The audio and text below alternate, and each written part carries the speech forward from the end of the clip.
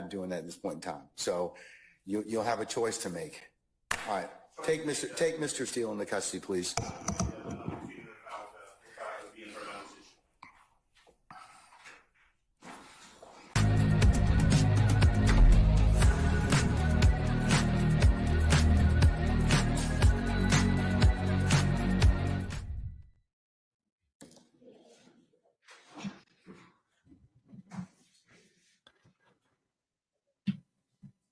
Apparently, court is back in session, so I went ahead and started just a few minutes early. Welcome to Inside the Law. I'm your host, Philip Holloway.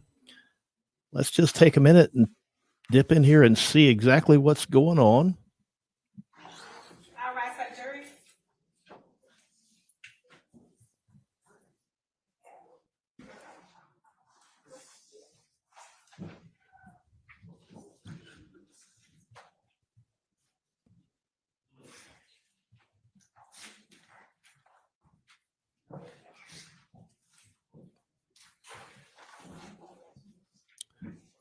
Not 100% certain what the status is. Now, our jury for President County Clerk.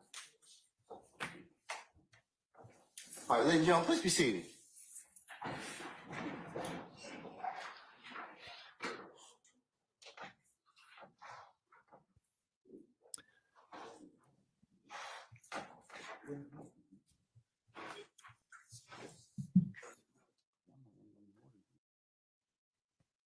And to be honest with you, I'm not 100% certain this is live because what I was expecting was a contempt hearing. All right, ladies and gentlemen, jury, how you doing? All right, listen, it's as you can see now, the hour is almost 6 o'clock. We're live. And, there's some things we had to take up. So we're going to recess for the evening. Okay, so tomorrow morning, 9:30. I believe they're going to move into some time. hearings related to the All right. contempt as soon as Any the jury ministerial is inquiry of excused. me? Okay. All right, ladies and gentlemen, let's go through your customary nightly admonitions. Okay, remember, as you leave here today, don't remember to leave your notepads in the basket. Do not discuss this case in ones and twos or back there as you are in your in your headquarters at your deliberation room, or as you're going back and forth to your homes of residence in our great county. Also resist temptation as well to even as in ones and twos for you to discuss the matter. Remember, I told you that it would be a violation for you to recap or otherwise handicap the testimony as you sit back. These are the standard instructions you can to only consider this case not watch properly and lawfully stuff like this at a if you're on time this and place jury. and space that the court kind of tells you you're able to authorize you to do that. Remember, you cannot seek the advice of any third parties, any third party websites, any research or reference materials, any other things that would allow any extra information. Okay. Remember as well that if anybody should talk with you about this case in your presence or hearing, you need to, of course, let myself and Sergeant Ingram know immediately. And remember, you cannot go by any scenes that may be depicted or may have been talked about during this case at all. And remember, you can't take any pictures, discussions, or anything. So it's just that you're supposed to consider only what's been presented in this courtroom. All right, ladies and gentlemen, as well, thank you for your patience. Thank you for the attention that you've given this matter and the attention and patience you'll continue to give this matter. And unless you have any other ministerial inquiry of me, I'm going to release you till tomorrow morning at 9:30 for an anticipated 10 o'clock start time, okay? All right. All rise for our jury.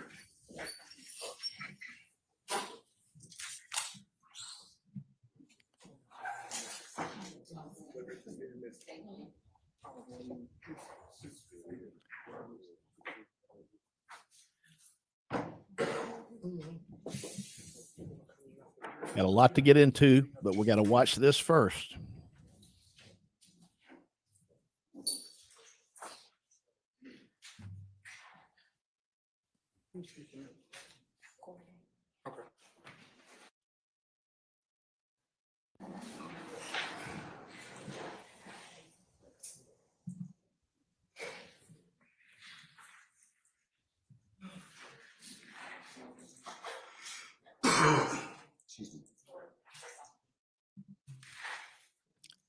Rachel will be here in about 10 minutes.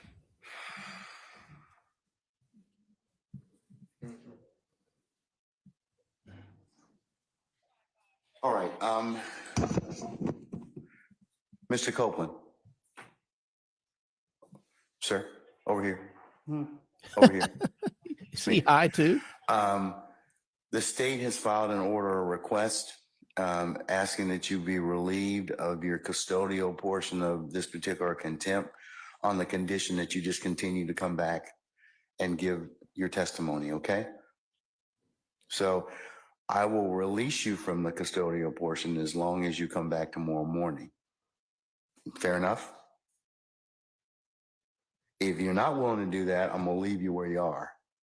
So the choice is yours, sir. The state's asked me to sign the order saying, hey, if you'll come back tomorrow morning, all I want to know is that that's the case. I'll be back. All right, 9:30 tomorrow morning, okay? All right. All right. All right, we can let Mr. Copeland be released and processed. And you have permission for the city to speak with Mr. Copeland. Say again? Can we have options? Yes. I'm weak, man. Y'all can see me when I get out.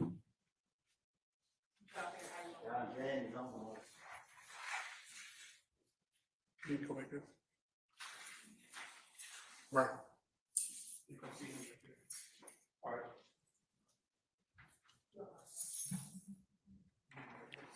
I'm told that the hallway outside the courtroom is crammed full of lawyers supporting Brian Steele right this minute.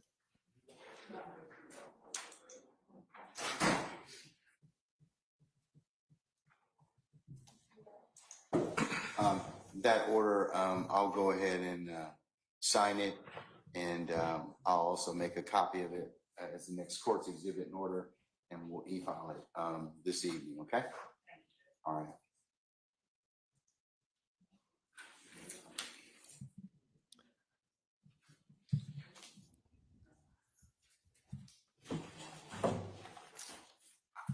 Yes, he does. He's been caught. He knows it. Okay, Mr. Steele, are you willing to tell me at this point in time who it is that disclosed this information to you?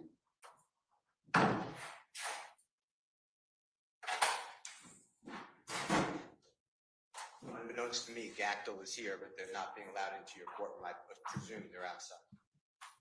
So I'll wait on them to come in. What does, I'm asking you, sir, because the contempt is for you. It's not to the Georgia That's his Association lawyers, of Criminal Judge. Defense lawyers. Well, I didn't call them, but Okay, and I mean, and that's, let me just finish. okay. Because you said to me that you figured out somebody told me this information, and you somehow said that it's privilege, which I can't imagine, or I eavesdropped. So to me, eavesdropping is a Title 16 crime. So they brought down lawyers.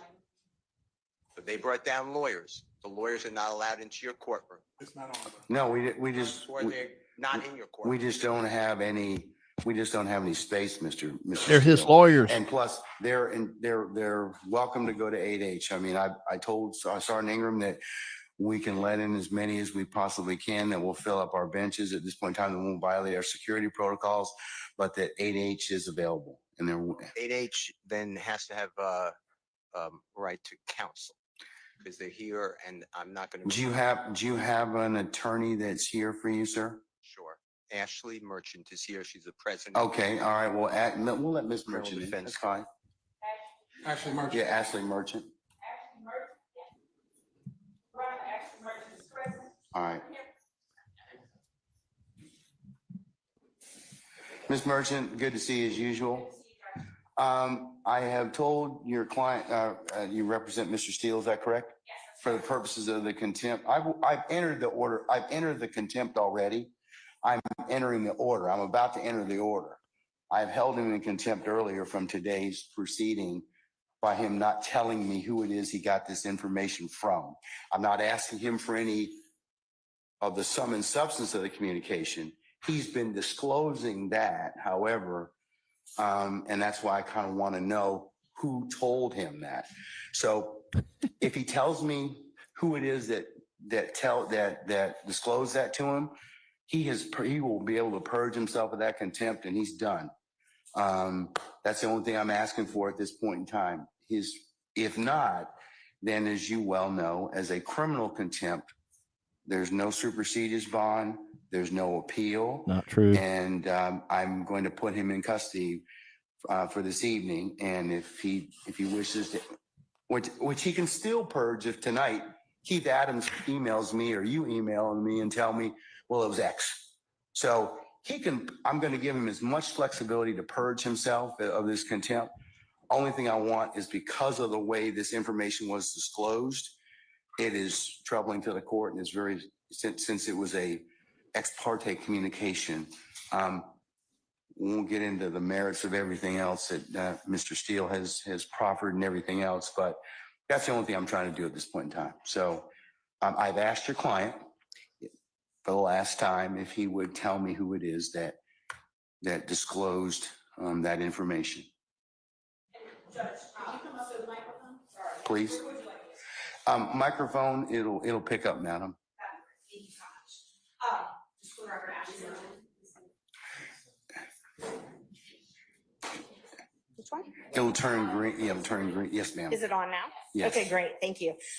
Judge, just for the record, is the criminal contempt, is it criminal contempt that you held him in? Yes, ma'am. Okay, and you said you had a hearing earlier today.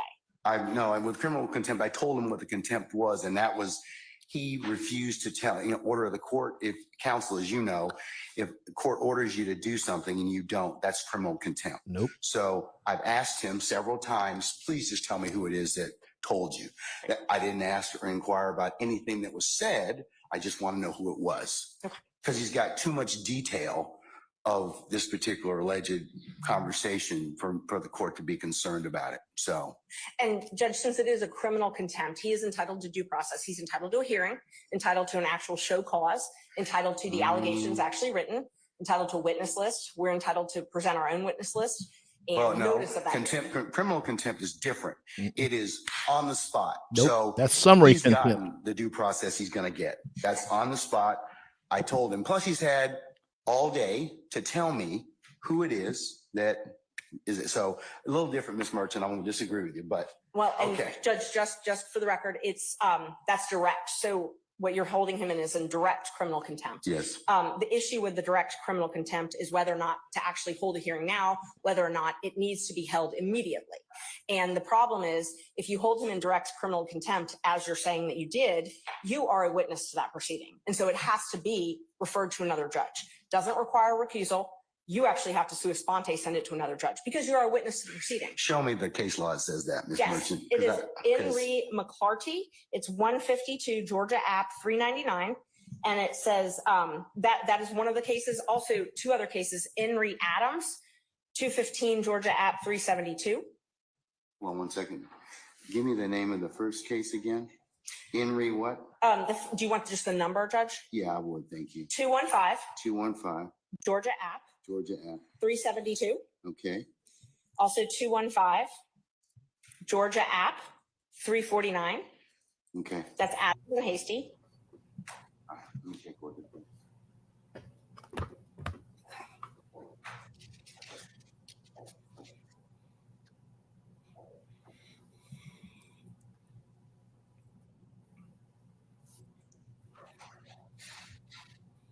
You have anything a little more current than 1994? Hasty is 94. Unfortunately, contempt of attorneys is not a common proceeding, so most of the cases are a little bit older.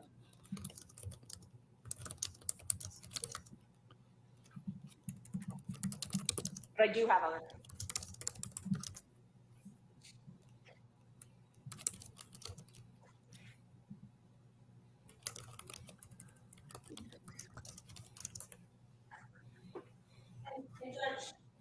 I'm not the only one here. There's quite a few other lawyers that want to be present in the court. There's about 20, 25. The challenge is I've had space allocations, as I told you. So you can, like I said, since you are representing him, that's fine. He told us, Mr. Steele told us that. Anybody else, because I have security concerns as well, and we have to vet people to come in, then they can go to 8H and they can certainly watch the proceedings from there. And Judge, for security purposes, they're all attorneys, they're all members of the bar. I can give you all their You names. still would have to be searched. You still would have to be subject to the court's protocols. And also, Ashley there's room Merchant. in the jury box, and then there's room in the courtroom, so we would ask that they be I allowed to. don't want them in my jury box, okay? He's not letting the lawyers come in. Wow. Not even to the jury box.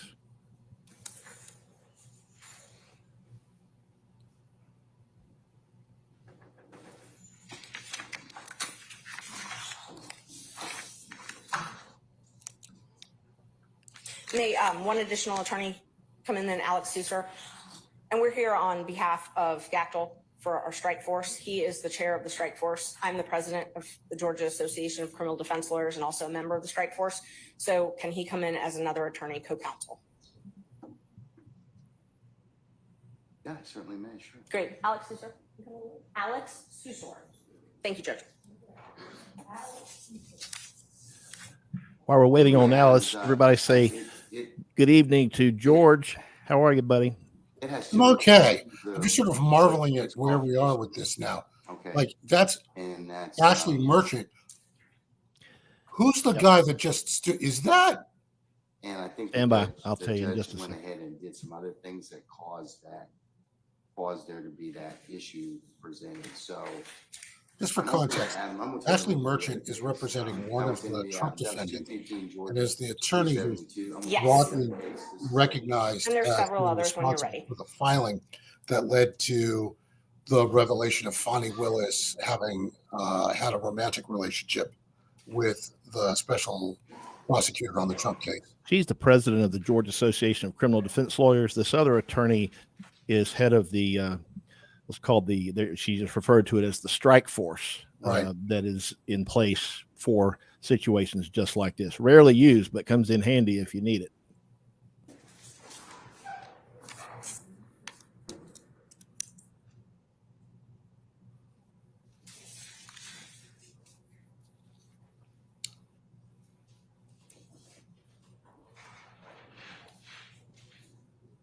I mean, the striking legal questions that are being raised now in this case go far away from game trial.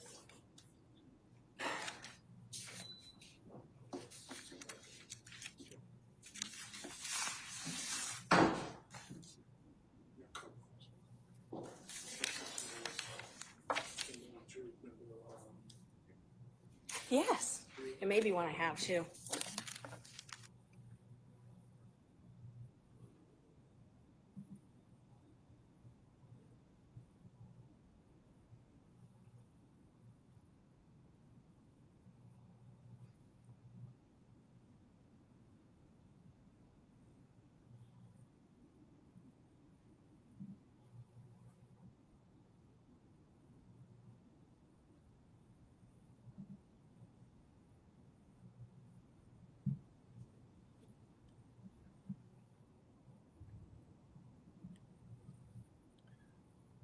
My preliminary assessment is that I think maybe Judge Glanville has bitten off a little bit more than he can chew, and he's probably thinking about that right now. Yeah, probably. Like, I have some suppositions about what must be going on here, but Hasty Or it's conduct likely didn't to rise be to the done. level in this system warrants But contempt by the court. I That's think the that difference with Hasty. Glanville is due Than in this a serious particular case. conversation. So, if we're gonna do this. I distinguish your two cases that you've given me thus far. Oh, those were only the initial two. I had a couple others. Okay, go ahead. As well. Yes. So Ramirez versus State, it's 279, Georgia 13, 2005. It also, You said 279 Georgia what? I'm sorry? Georgia 13.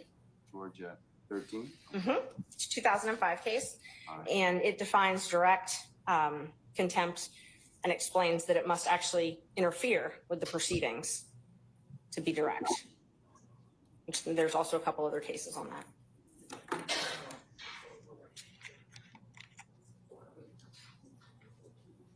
See, but you're all covering under, let me see. I'm sorry, Judge. Hold on. Just a second. Pardon me.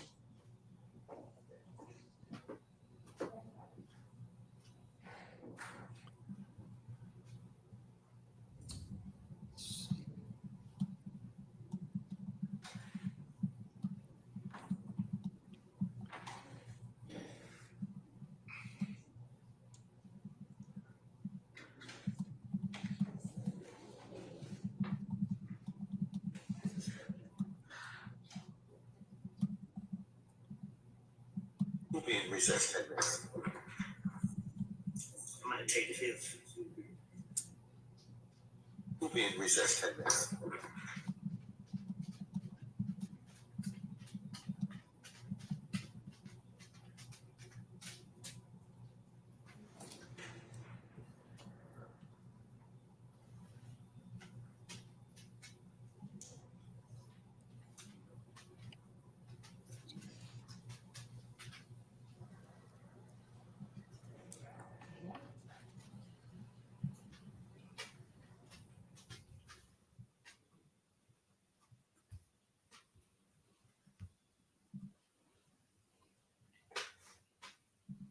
The contempt is directed. Trial court has the power after conforting the contempt order to opportunity to speak and in his own behalf, announce punishment summarily and without further notice of hearing. I already did that, Mr. Steele. He's already told me, I already gave him the opportunity to do that. So No. we had that conversation this morning already.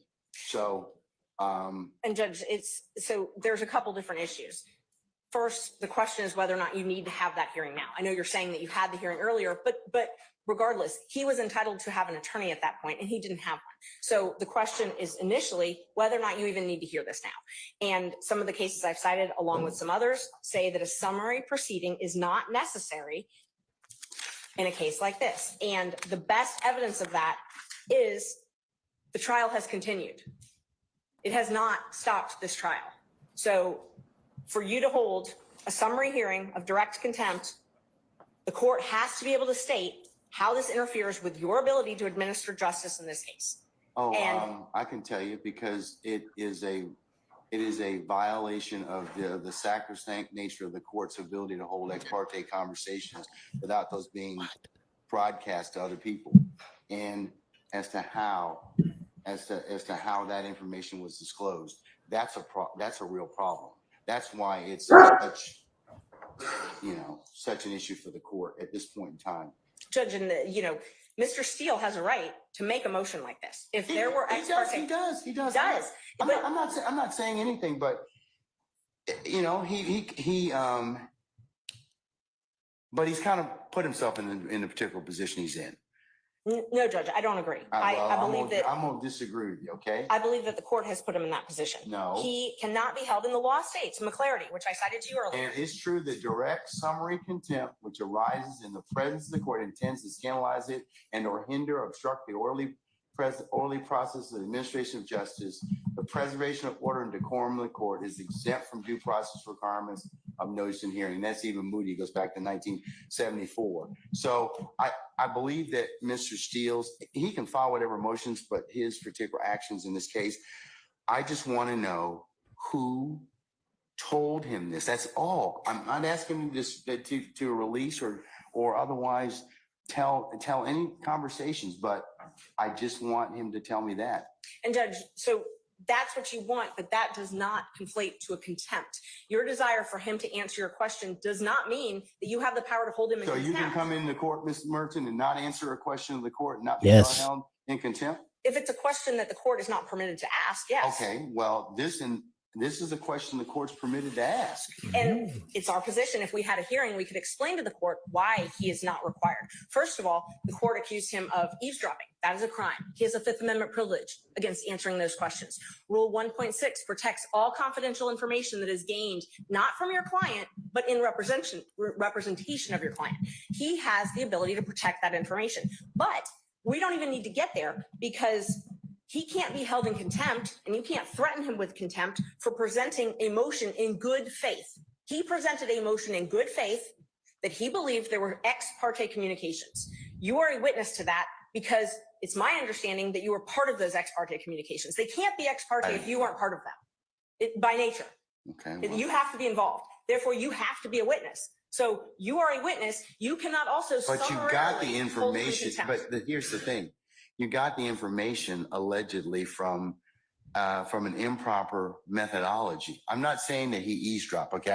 I said that one of the things is it's either one of two ways.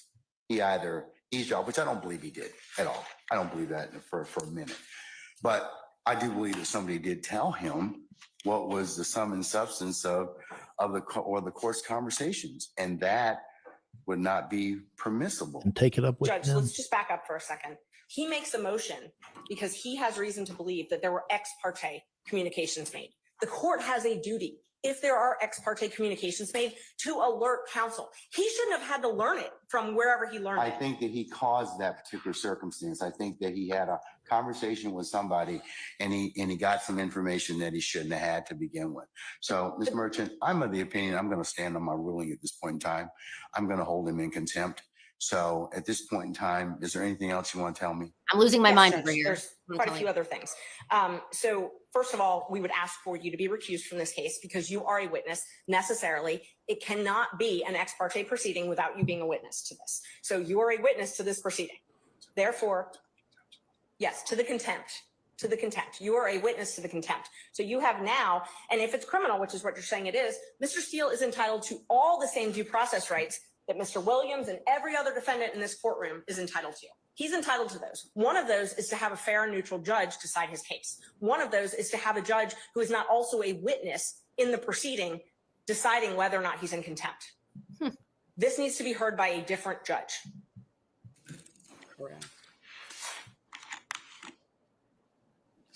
And he has the right to subpoena witnesses. He has the right to an attorney. He has the right to due process, notice, a show cause hearing, notice of the alleged violation, whatever rule it is that the court believes, and a hearing where he can call you as a witness. You can testify. You are necessarily a witness. You can't, for it to be ex parte, you have to be a witness. It can't be both ways. Oops. I'll let an appellate court decide that. So, anything else? You should be No, ashamed. we'll file a notice of appeal. And Okay. we need Well, to have the order reduced in writing as well. I'm going to do that right now. I will state for the record at this point in time that Mr. Steele has in fact, or has filed, and I will note this as part for the record in this case.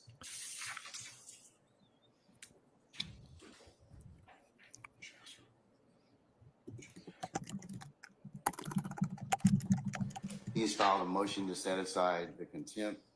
He's filed a motion for a superseded bond, and he's filed a notice of appeal, all of which I will include as the next court's exhibit in order. But I'm reducing the contempt to writing. And I mentioned earlier, he can purge himself of the contempt just by telling me who it was, and he can do that this evening. He can do it. He can do it right now. He can do it at any point in time. If not, I'll revisit the circumstance on Friday. And Judge, we would ask that you grant the bond. At this point, grant him a bond on Grace, that issue. You don't get a superseded bond on a criminal contempt. Though. You don't put people in rice. You can grant him a bond. No, you don't get one on that one. The civil is the one that you can hold him until he complies with the order. And I'm sorry, I think in Just the case law on that is Ian Ray Hughes. hold on. No judge. Right. Unbelievable.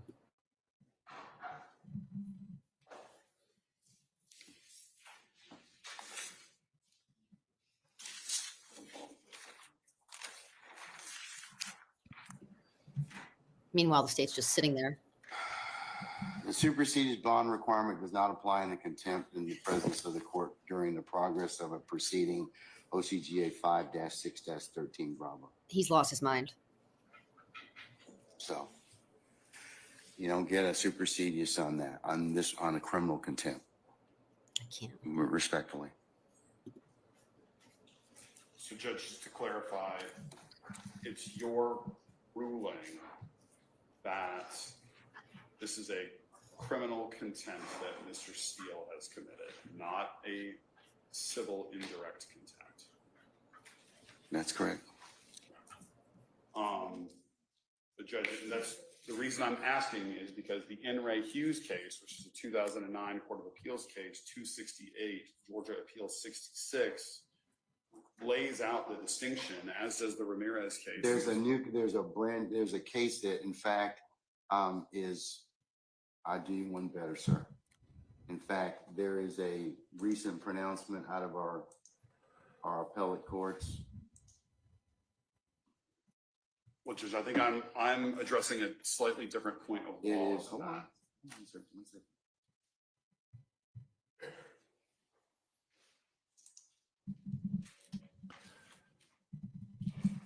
you two cases.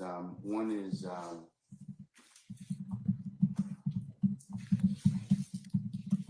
it's Untenema. It's UNTEMA versus Smith, and that's 371 Georgia Appeals 19.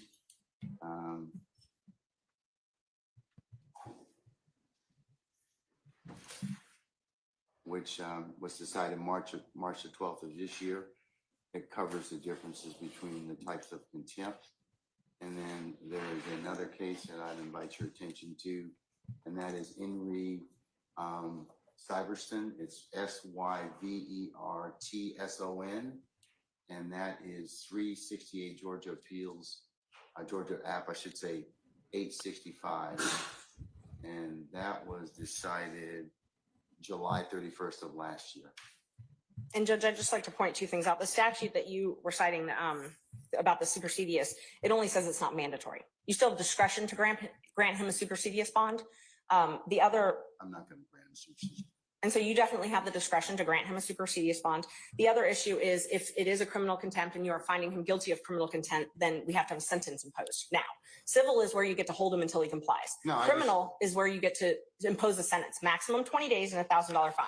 So if you're going to incarcerate him under a criminal contempt, he's got to be sentenced. Well, his contempt is as long as he when he tells me That's a civil what contempt. the basis of the conversation was. Who? I didn't ask what, but he tells me that, then I can certainly he purges himself of the contempt. Then that's civil, Judge. That's civil contempt. That's civil. Judge, and that's respectfully, I would point you to In Re Hughes, which stands for the same point of law. Civil contempts impose punishment as a means of coercing future compliance with the prior order of the court. Here, the prior order of the court presumably is that you have directed Mr. Steele to answer the question, to disclose the information as to who is his source for knowledge of this ex parte meeting that occurred earlier today.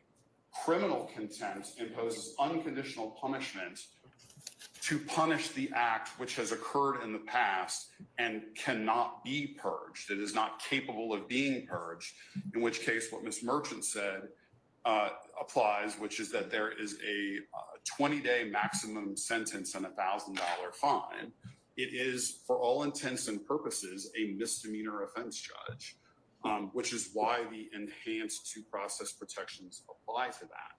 Now, Mr. Steele has indicated to us he does not believe that he can answer the question without violating his duty of loyalty and duty of confidentiality to his client. So he is being placed in a position where he's either going to jail or he's going to commit an offense that will put his license to practice law at risk. And that is an untenable position to be in. And Mr. Steele is a zealous advocate for his client, and he is simply trying to protect that duty of loyalty and duty of confidentiality, because if he answers your question, it is very reasonable to assume and likely that he will be facing a bar complaint that could result in a suspension or in the loss of his license. And so he's in a very, very difficult position where if we were able to have a full contested hearing with the benefit of witnesses and an impartial judge where you're a witness, then everybody could present their side of the story. And I'm not doing that. The reason being is because that takes away the whole point of criminal contempt, and that is you do something, the court tells you to do something, order of the court, and you don't follow it. I didn't ask him to do anything illegal, immoral, unethical. I just asked him to tell me. I know what the privilege is. The privilege is the conversation. I didn't ask him about that.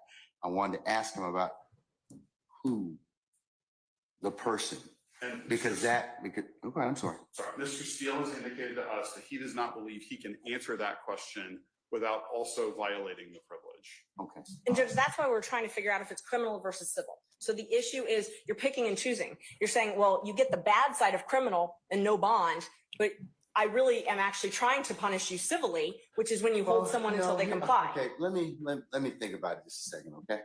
I'm gonna take 5 minutes out. I'm gonna think about it. Thank you. So, okay, all right. All right. So we'll be in recess about 5 minutes.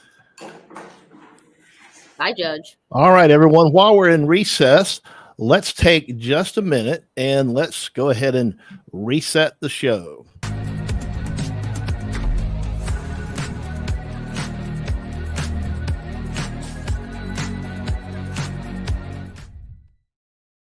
And here is why we are here today and what we are talking about. So let's take just a minute and show you what happened earlier this afternoon. Not doing that at this point in time. So you'll have a choice to make. All right. Take Mr. Steele into custody, please.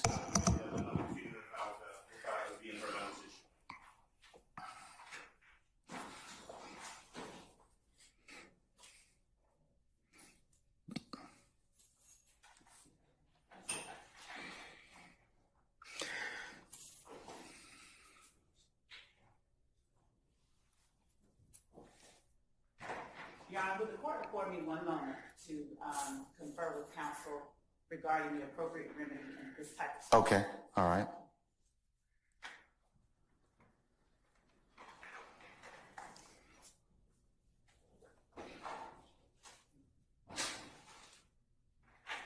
May I say one thing, Your Honor? Yes, sir. You certainly may. Mr. Williams does not wish to go forward without me being here. You are removing me against his will, my will. You're taking away his right to counsel.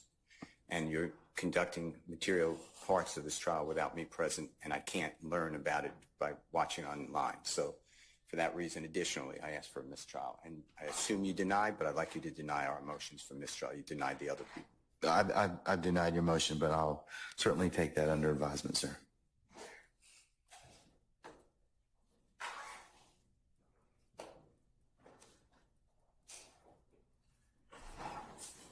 We're going to be in recess for the next 5 minutes. All right, and welcome back Inside the Law. I'm your host, Philip Holloway. If we thought that the Young Thug trial could not get any crazier, well, we were mistaken, because today we are in completely just, la la land, crazy town.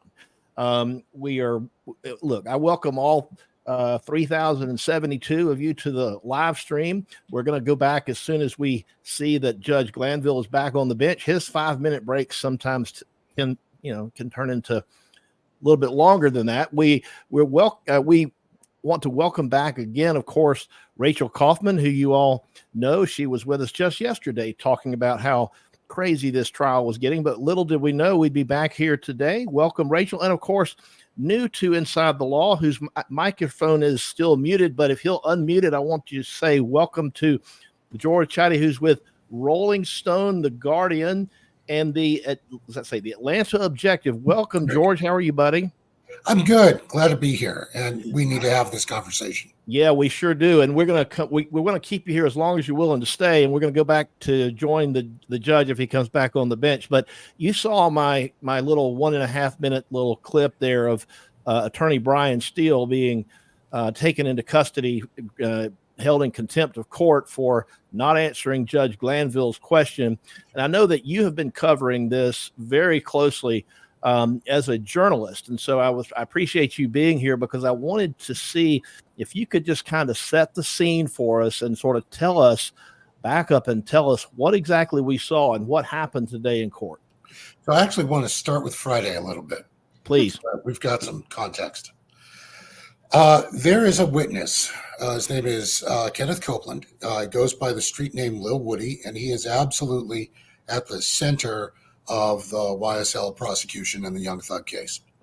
One of the main accusation against Young Thug here in the sort of racketeering and gang case is that he was approached by Lil Woody after Lil Woody got robbed to go and rent a car so that a drive-by could take place on a rival gang member. And that killing set off a giant gang war, which is why we're here. Woody is the guy who can tie Young Thug to the car that was used in the drive-by. Woody has a tremendous reputation, and it's mostly not good for being a snitch. He's been talking to the cops for a long time, and honestly, he is a little squirrely, as we saw today as he was testifying. He's also got 2 kids and is desperate to stay out of jail. So he walked into court yesterday and said, I ain't going to testify. And then basically got talked into it a little bit and then left. Well, hang on just a second. I think we have that right here. See, our jury has left us. Mr. Copeland, given the fact that you have invoked your Fifth Amendment privilege, but the state has already given you immunity under 24-5-507, this court holds you in willful contempt, and we'll see you on Monday. And we'll see if we can get some more tests. All right. So it was willful contempt for him on Friday. The judge loves to sort of explore different types of contempt, but what we just saw is what you were explaining happened on Friday, and he spent the weekend in jail. So what happened this morning? So this morning, court was supposed to start at 9:30, didn't start till 11. That's not totally unusual. But Woody returns to court, and lo and behold, he is testifying. He is testifying a little squirrely, but he's testifying. And then there's a break. Woody leaves the stand, and then Brian Steele tells the court, hey, I just heard that you had this ex parte conversation with him and his attorney and the prosecution, and that potentially there was some pressure put on Woody to testify, and I had a right to be in that room while that was going on. And the judge explodes and says, how did you learn this? Well, I can't tell you that. Well, no, you have to tell me that or I'm going to hold you in contempt. I'm not telling you that. Contempt. And that's sort of where we are right now. I've got to tell you, my esteem for this judge has been diminished in the last 72 hours. Yeah. Something really unusual is going on here.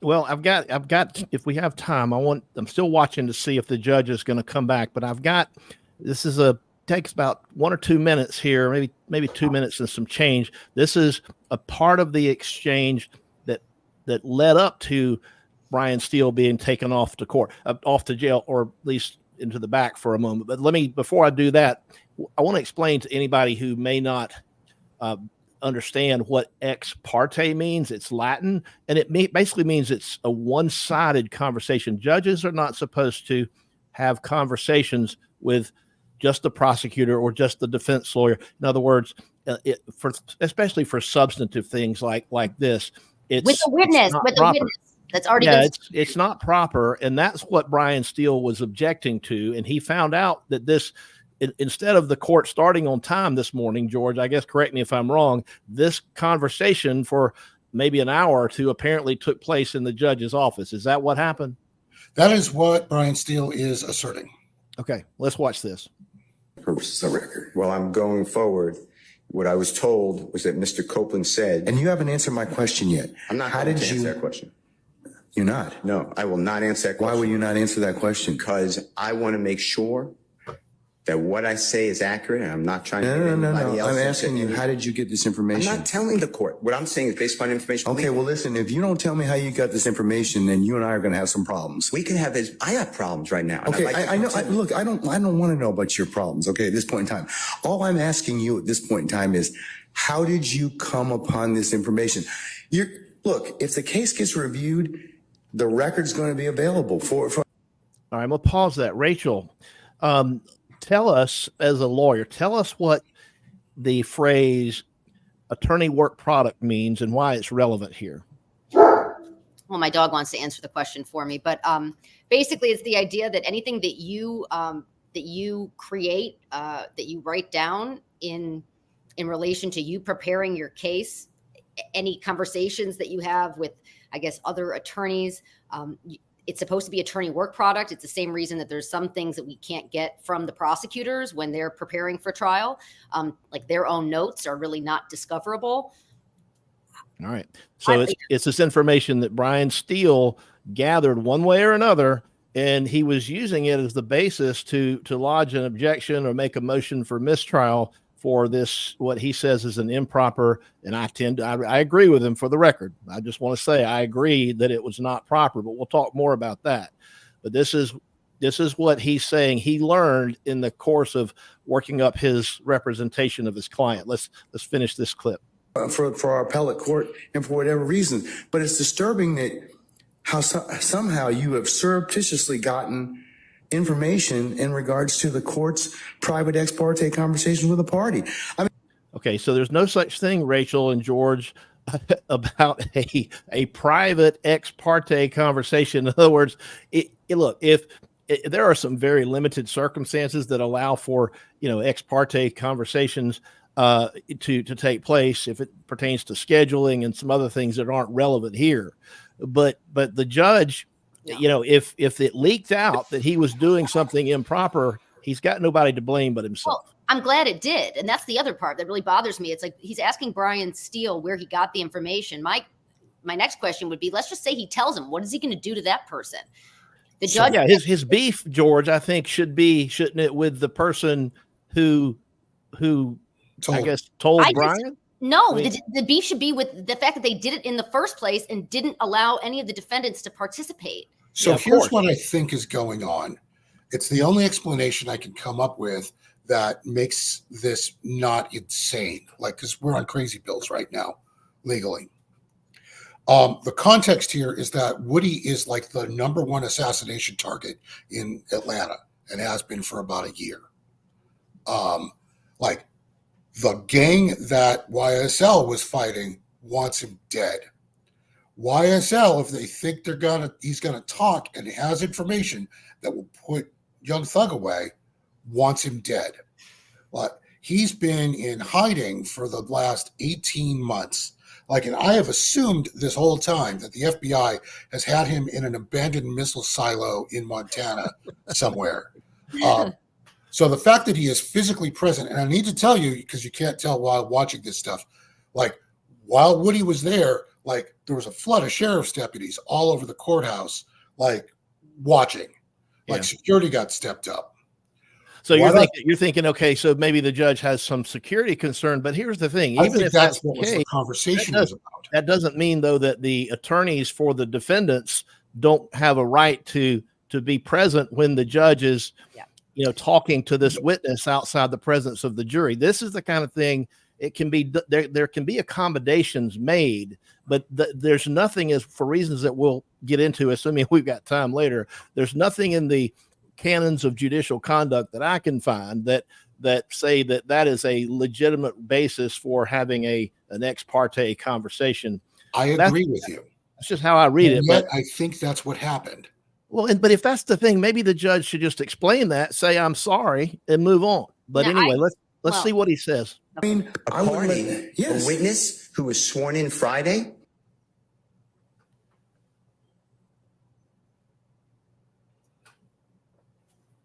What happened to them? Oh, I think we lost Phil. Oh, well, I'm happy to fill this time right now. Well, I'm still here. He's still here. I'm like, I have so much to say about this, but no, really quick. We also know I actually have a case on appeal. I was talking about it last night, the 2016 case where I still don't have the record, so it can't go up on appeal. That case in front of Judge Glanville, where Keith Adams was trying the case, involved the same immunity issue where the judge is granting somebody immunity who wants to plead the fifth. In my mind, what's happening behind closed doors is that between the state and the judge, that they're basically intimidating Woody and his attorney, explaining to him, you better testify. That's what I think was happening. And you can't do that. You cannot do that in an ex parte situation. The judge has not denied once that actually happened. He's just claiming that it's permissible. I don't know what planet he's on right now. I agree that I think that that's likely too. Like, it might be both. Yeah, I think what you're describing is likely what happened. Let me tell you, like, while I was in court on Friday, and I've mentioned this in the story I wrote for Rolling Stone, 2 sheriff's deputies pulled me and 2 other journalists out of the room before Woody returned to court. and said, look, if we have to arrest Woody, if we have to arrest Kenneth Copeland, that you're not to record this. No audio, don't take pictures. I have a Rule 22. That's an agreement between the court and media about conduct and access.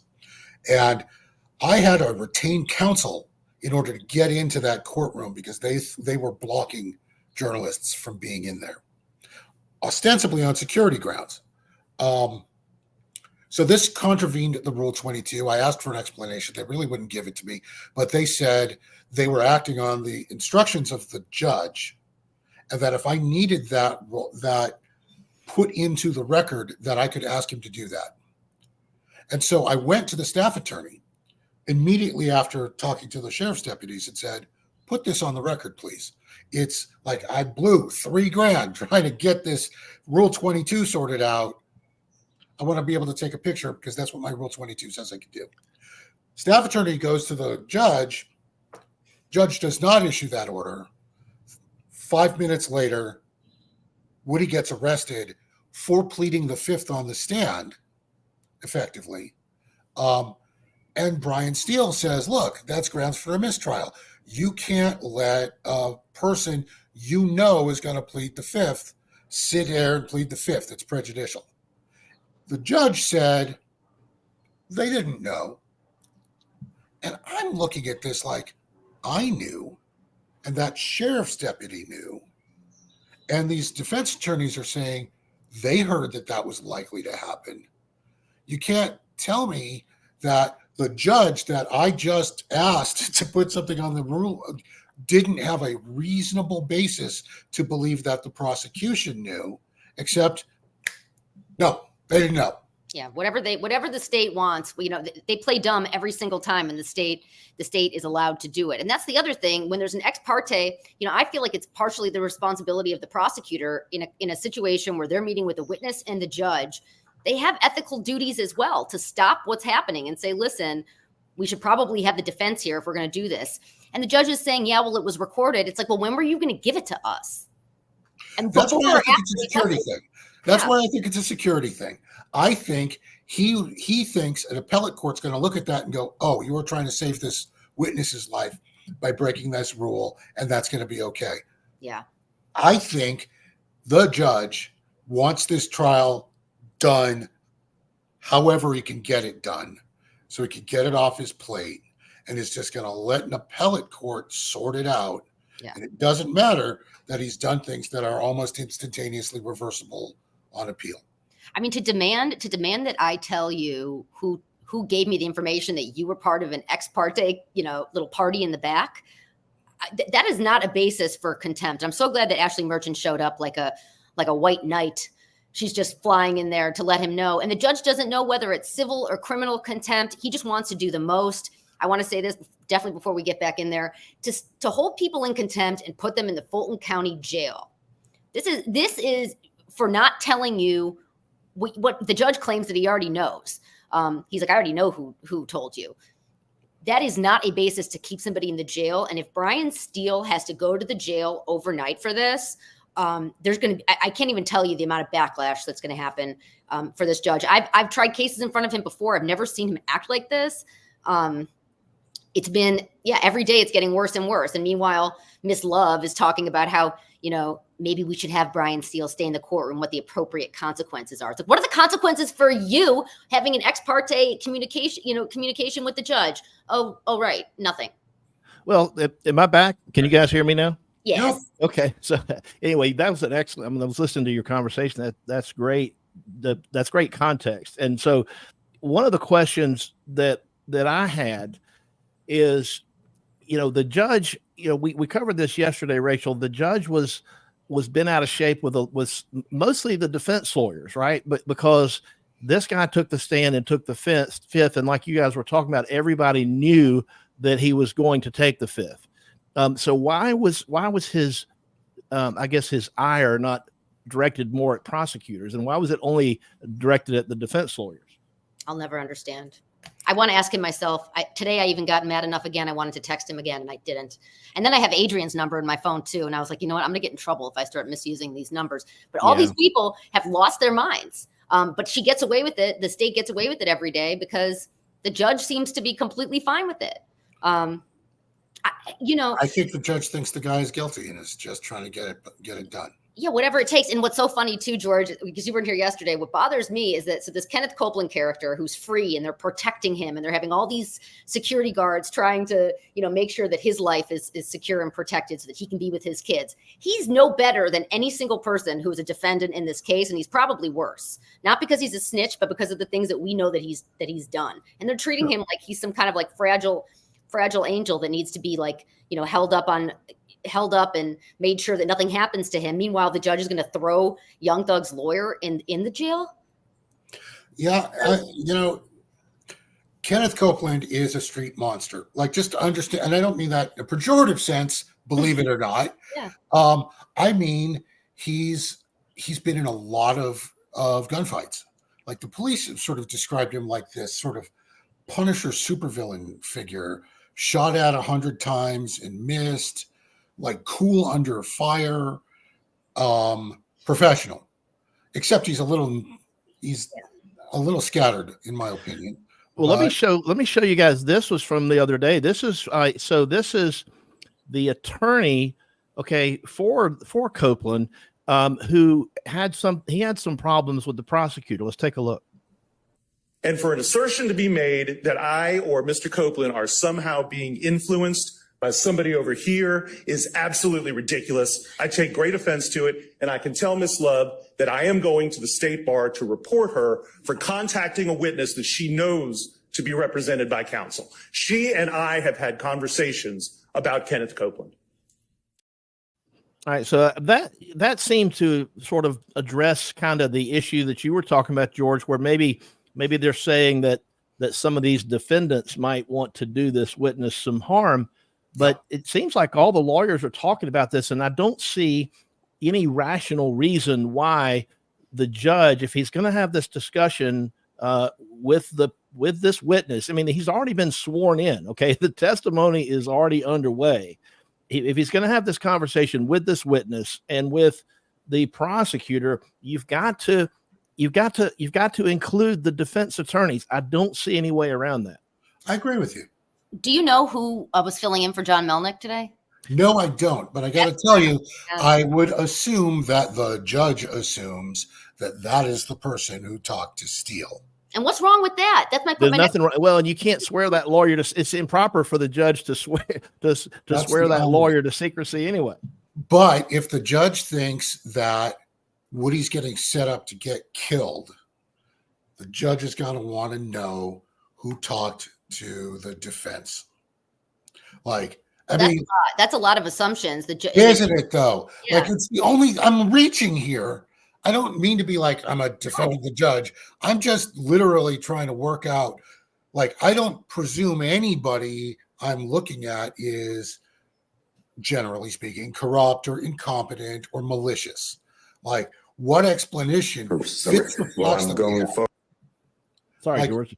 No, it's fine. It's just I'm looking for an explanation that fits the facts that we know, that doesn't leave everybody looking like a jerk. And that's the only thing I've got.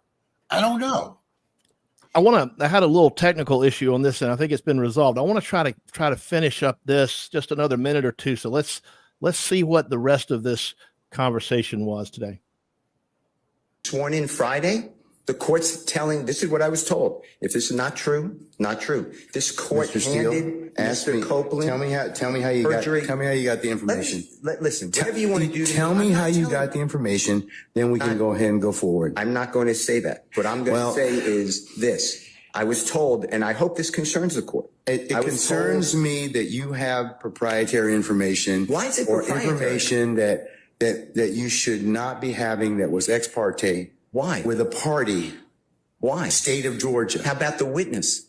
How about Mr. Copeland, who supposedly announced he's not testifying and he'll sit for 2 years, and then supposedly this honorable court, or excuse me, let me rephrase that. This court supposedly said, I can hold you until the end of this trial. Ms. Hilton supposedly said, actually, all of the defendants and then all 26 people are disposed of. If that's true, what this is is coercion, witness intimidation, ex parte communications that we have a constitutional right to be present for. So I understand that you're upset towards me, but I don't know what I did. Mr. Steele, I I'm doing still what want to know, everybody should do. how did you come upon this information? Who told you? What I want to know is why wasn't I there? Why, Sir, I'm going to hold you in contempt if you don't tell me who the, tell me who this I information don't was want to come be from. held in contempt. Well, I'm not then, answering that question. That's attorney-client privilege information. I am not answering. Attorney-client privilege, unless you were in my chambers, that's the only way you can figure out. I am telling I tell you you- what, I'm going to give you 5 minutes. If you don't tell me, don't who have you, to. I'm if gonna you don't tell me continue. who it is, I'm going to put you. But let me- I'm going to put you in contempt I because understand. that is not attorney-client privilege. Attorney work product privilege. I am not. How did you get that information I don't supposedly answer. from my chambers? Did somebody tell you? I'm not. You should have told me. You got 5 minutes. Well, I don't need it. I want to continue. You got 5 minutes? This is what I was told. Mr.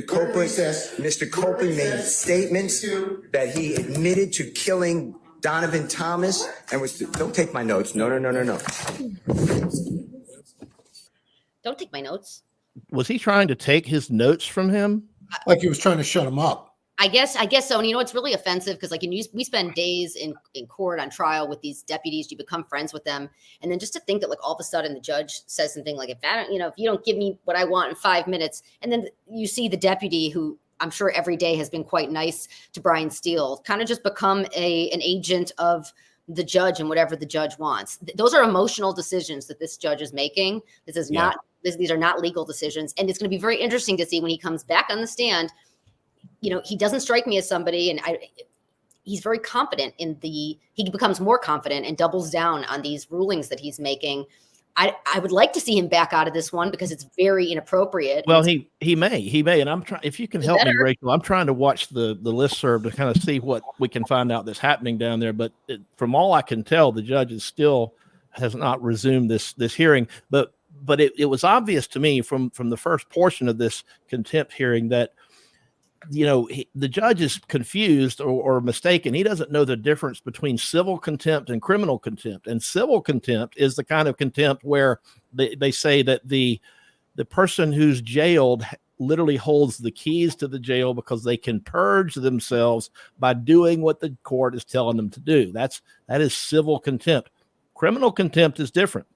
It's like if you show up drunk in court, or if you show up high to testify in court, that is contemptuous, and that is the kind of thing that you can be punished for. It's actually a misdemeanor criminal offense in the state of Georgia, and you do have all the procedural due process rights when you're charged with the crime. And Ashley is correct. The judge would then become a witness to the separate criminal proceeding of contempt of court. So he's playing fast and loose, I think, with maybe how his understanding of how contempt works. But he's clearly not afraid to throw people in jail for contempt, but I'm afraid he's mistaken or just as confused about the different types of contempt that he's trying to use.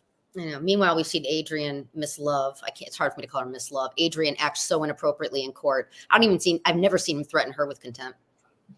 No, and I'm a little surprised, frankly. No, she belongs under the jail, in my opinion. But at least some criminal contempt for her. But she's sitting there snickering while this is all happening with Brian Steele when she knows that she had an ex parte communication with the judge.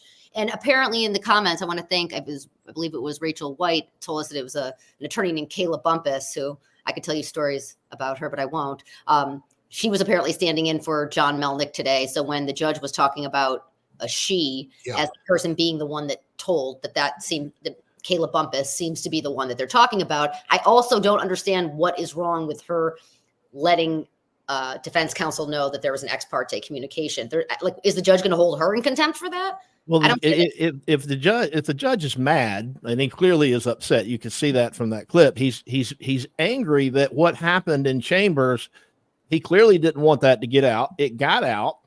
Brian Steele was the one that rightfully, in my opinion, confronted the judge with it, because I think it was, improper for the judge to do that. And it's the kind of thing, to be honest with you, this is the kind of thing that can get judges in big, big trouble. It can cost judges their career. It can cost them their job. They can be removed by the JQC and the Supreme Court for having unlawful and improper ex parte communication. So this is a serious thing. So Brian Steele did what he had to do. He inquired about it because it directly affected his client's rights.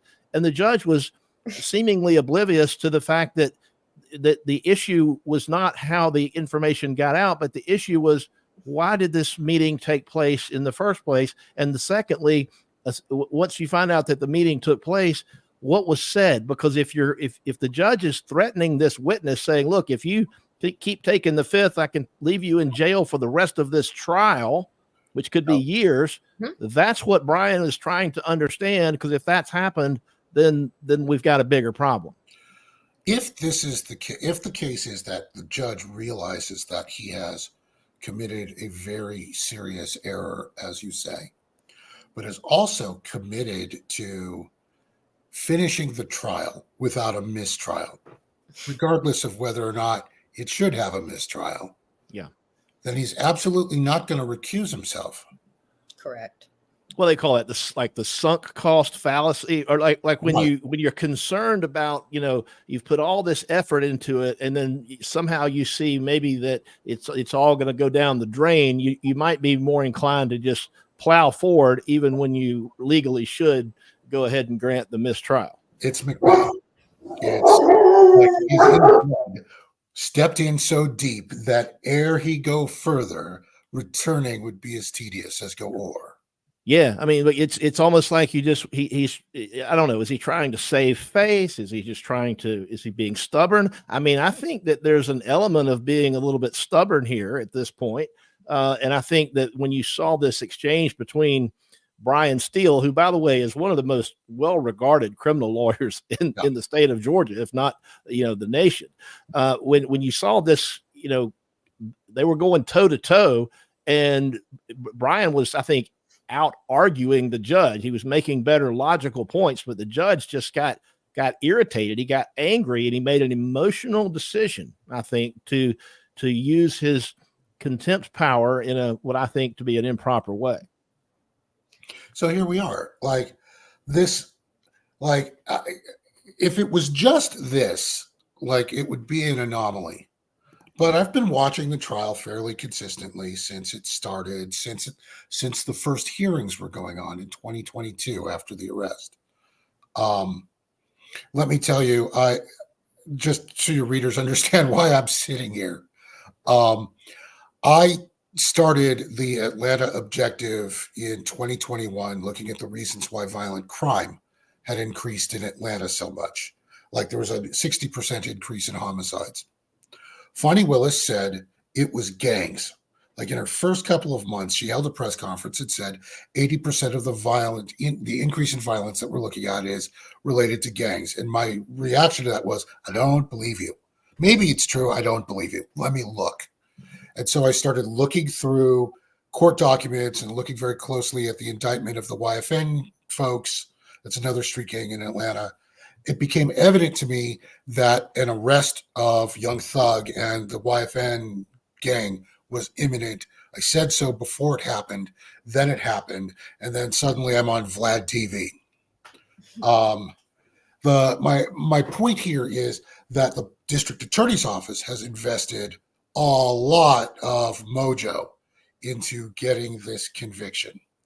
And the corollary is that the court has also invested a lot of mojo into seeing the case through one way or another.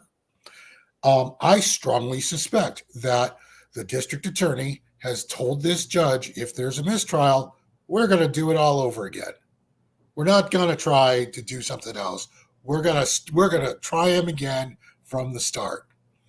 And so that would depend on the reason for the mistrial. If it's one caused by the prosecutor through their witnesses, they may not be legally able to bring it again because this is true.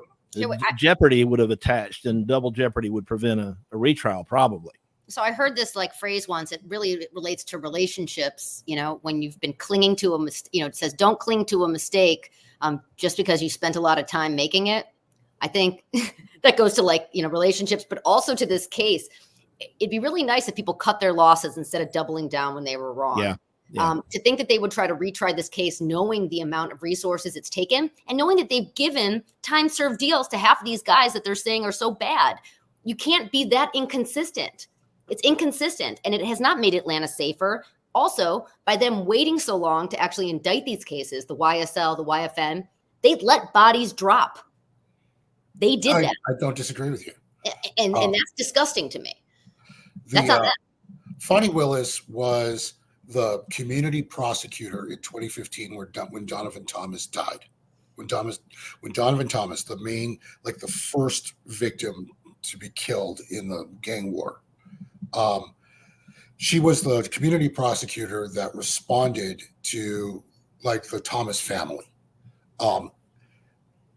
We are told that she said, I will bring justice to you no matter what, or words to that effect, that she has an emotional investment in seeing this through, which is part of the reason why I think the chief judge thinks she's just going to keep going. Because after 7 years of waiting, she's not going to let an extra 2 years stand in her way. And that's got to be terrifying to a guy who can't find enough judges to try cases. Well, look, here's the thing, though. I mean, it's the prosecutor's decision to make this case so big and so complicated that the court cannot easily digest it. That's part of the problem. They could have broken this up. If they feel that Young Thug and these people have committed other separate crimes, you can chop this up into something that's smaller and more digestible by the courts, and you wouldn't have this thing going on for years and years, which adds to the frustration of the judge. It adds to the frustration of the lawyers, and it leads to situations like this where maybe the judge knew he was doing something that was wrong, or maybe he didn't realize it. Maybe he just had a lapse in judgment, no pun intended. But I think the fact that this case is so big and it's taken so long and it's so complicated is part of the reason why we are here today talking about a judge who's doing something that I think was ethically improper, in my opinion. And now he's doubling down on it by jailing somebody for calling him out on it. You know, I was just thinking, George, I want to if we can mix our two theories about what they were doing in the back. Part of me is wondering whether whether the judge / the prosecutor were in the back with Caleb Bumpus and Kenneth Copeland, basically explaining to him that they wouldn't be able to protect him in the Fulton County Jail, but that's where he's going to be kept. And so he can either, fend for himself or testify. That probably happened. I certainly hope not. Because that's got to be illegal. You're a lawyer, you tell me. Well, can't wait to see the transcript of that, because apparently Christina Weavers, who I love, the court reporter, was back there. So somebody's saying that we might be back. So I'm gonna go ahead and I've added the courtroom feed back to the screen here. And I'm just looking at some lawyers' chats, and I'm going to tell you something. It is overwhelmingly not supportive of Judge Glanville for some of the reasons that we've been talking about, because the consensus is that he doesn't understand the issue like direct contempt, criminal contempt, or if he understands that he's being stubborn and not admitting it. But we're keeping a close eye here on this courtroom to see when they're going to come back. I'm wondering, guys, if maybe does he have a law clerk, Rachel? I guess he does. I'd be ordering Uber Eats right now. I need Uber Eats to continue to stay there. Just to be there at 7 p.m. to get up and do it the next day. This is this kind of stuff that Brian Steele was talking about on Friday, about how Adrian Love, and again, this is not all her, but it is, just how miserable they've made trial by every single thing that they do. To be there at 7 the night to discuss whether or not Brian Steele could tell the judge who told him that they were having ex parte communications. This is crazy. We've gotten so off track, and to think that the jurors at this point aren't seeing all of this. What's the odds, guys, that he comes back out and he says, all right, I've rethought this. Let's consider this a warning and don't let it happen. That's what he better do. That's what he should do. That would be the right. Sure. He can, but you know what? He's already done the damage. That will not cure the big problem, because to me, the initial problem is, why the hell are you having this ex parte conversation with a witness and talking about how you can keep him in jail for the remainder of this trial if he takes the fifth? How can you do that without bringing the defense lawyers into this conversation? That's the bigger problem. And so if he undoes his contempt order right now, that's only a partial cure, because the big problem is that he did that in the first place, and he may have tainted this trial beyond repair. See, this is the thing. I am unwilling to believe that the judge is conducting himself in this manner out of pique, out of some emotional reaction to what's going on. I think there has to be something important enough for him to stake all of that on, for him to go there. And I just don't know what that is. If it is, well, look, we're doing this thing and I really wanted to pressure, like we really needed Woody on the stand because that resolves the case. And maybe we could get out of here in 6 weeks instead of 6 months. And it was like that. If that's the reason, this judge probably is going to get thrown off the bench. Like, it's got to be something. It's like he doesn't hear himself talking. I mean, to hear him ask questions like, how did you find out that we were having an ex parte communication? Not stop to think I should. He admits it, Rachel. He admits that he's like, how did you find out about my ex parte communication with a party? Which is like, wait a minute, did you just confess? Yeah, it's like you cheated on me. And it's like, who told you? Who told you that I cheated on you? So why are you cheating on me? I mean, if it wasn't so sad, it would be funny, because he's literally, like he's not even listening to himself talk. Or if he, and if he goes back and, if he's monitoring the media or any of the commentary about this, you got to wonder if he's feeling a little bit embarrassed. He served the country. He's a general in the army, and he's got a long career behind himself, very distinguished career as a jurist and as a soldier. And you just got to wonder, how could you do something that is this egregiously wrong and not know it? I was a soldier. In fact, we served more or less at the same time. And I found myself reading through the work that he did, looking at war crimes issues in Afghanistan, going, this is exactly who you want to be a judge. Like, depending on how this goes, there's a federal bench waiting for you somewhere. Like, technically, you were a federal judge when you were in the Army, technically. Which is why I'm trying to find ways to give him the benefit of the doubt, I guess. Like, I'm looking for the most, like, the rationale that fits everything, that doesn't leave him and Steele and somebody else looking goofy. Like, because, I mean, at least on first glance, I mean, Steele should have the highest degree of respect of any defense attorney any of us know. Like, Judge has been like lauded 8 ways to Sunday. Like, I don't want to presume misconduct until I've got something in front of me that says it's misconduct. But by God, like, there aren't a whole lot of outs here. So I've known Brian Steele for at least 25 years.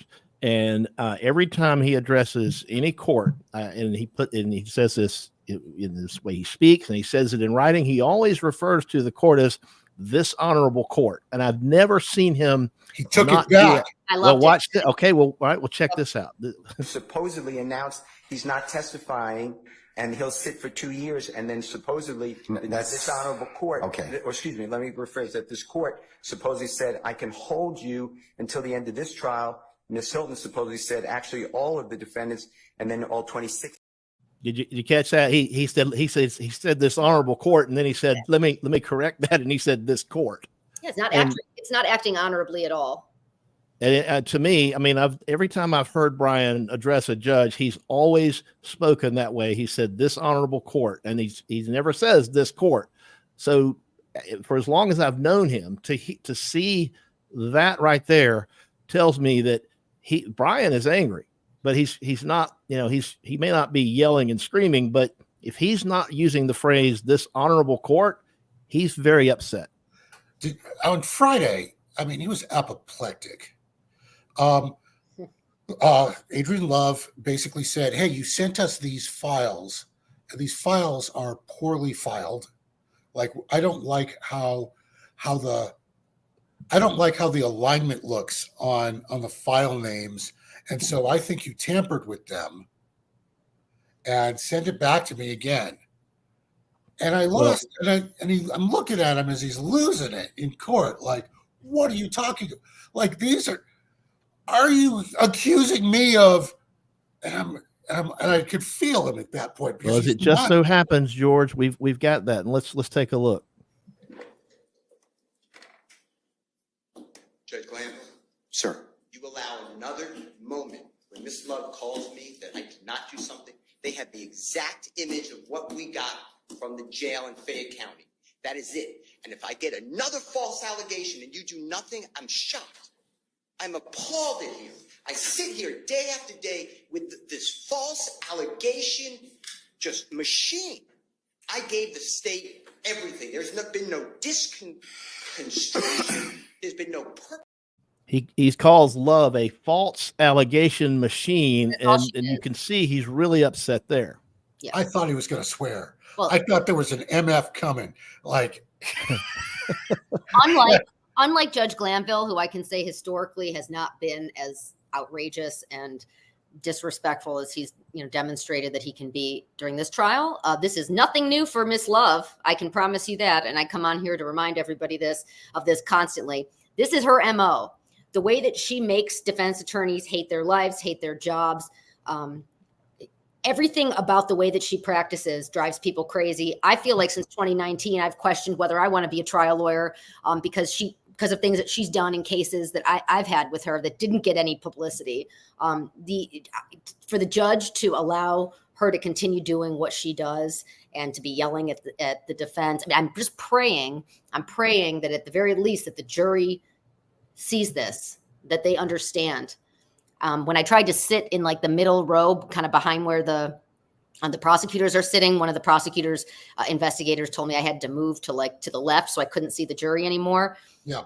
George, have you been able to see the jurors throughout any of this? It depends. Sometimes yes, sometimes no. And I'll look for that seat when I could get it. But honestly, it's less important to me than being present so I could get the rest of this stuff. Correct. Watch them. I will tell you, I want to bring something up as long as we're here and we're waiting. It's something that the prosecution has done in this case that I am apparently seeing in other cases. And I am trying to decide to what degree I should be outraged and pursuing journalistic stuff about. So they dumped a bunch of discovery at the last possible moment on the defendants here, multiple terabytes, stuff that they've had for years. What they do. Stuff in one case that was in a folder labeled "Do not show to the defense."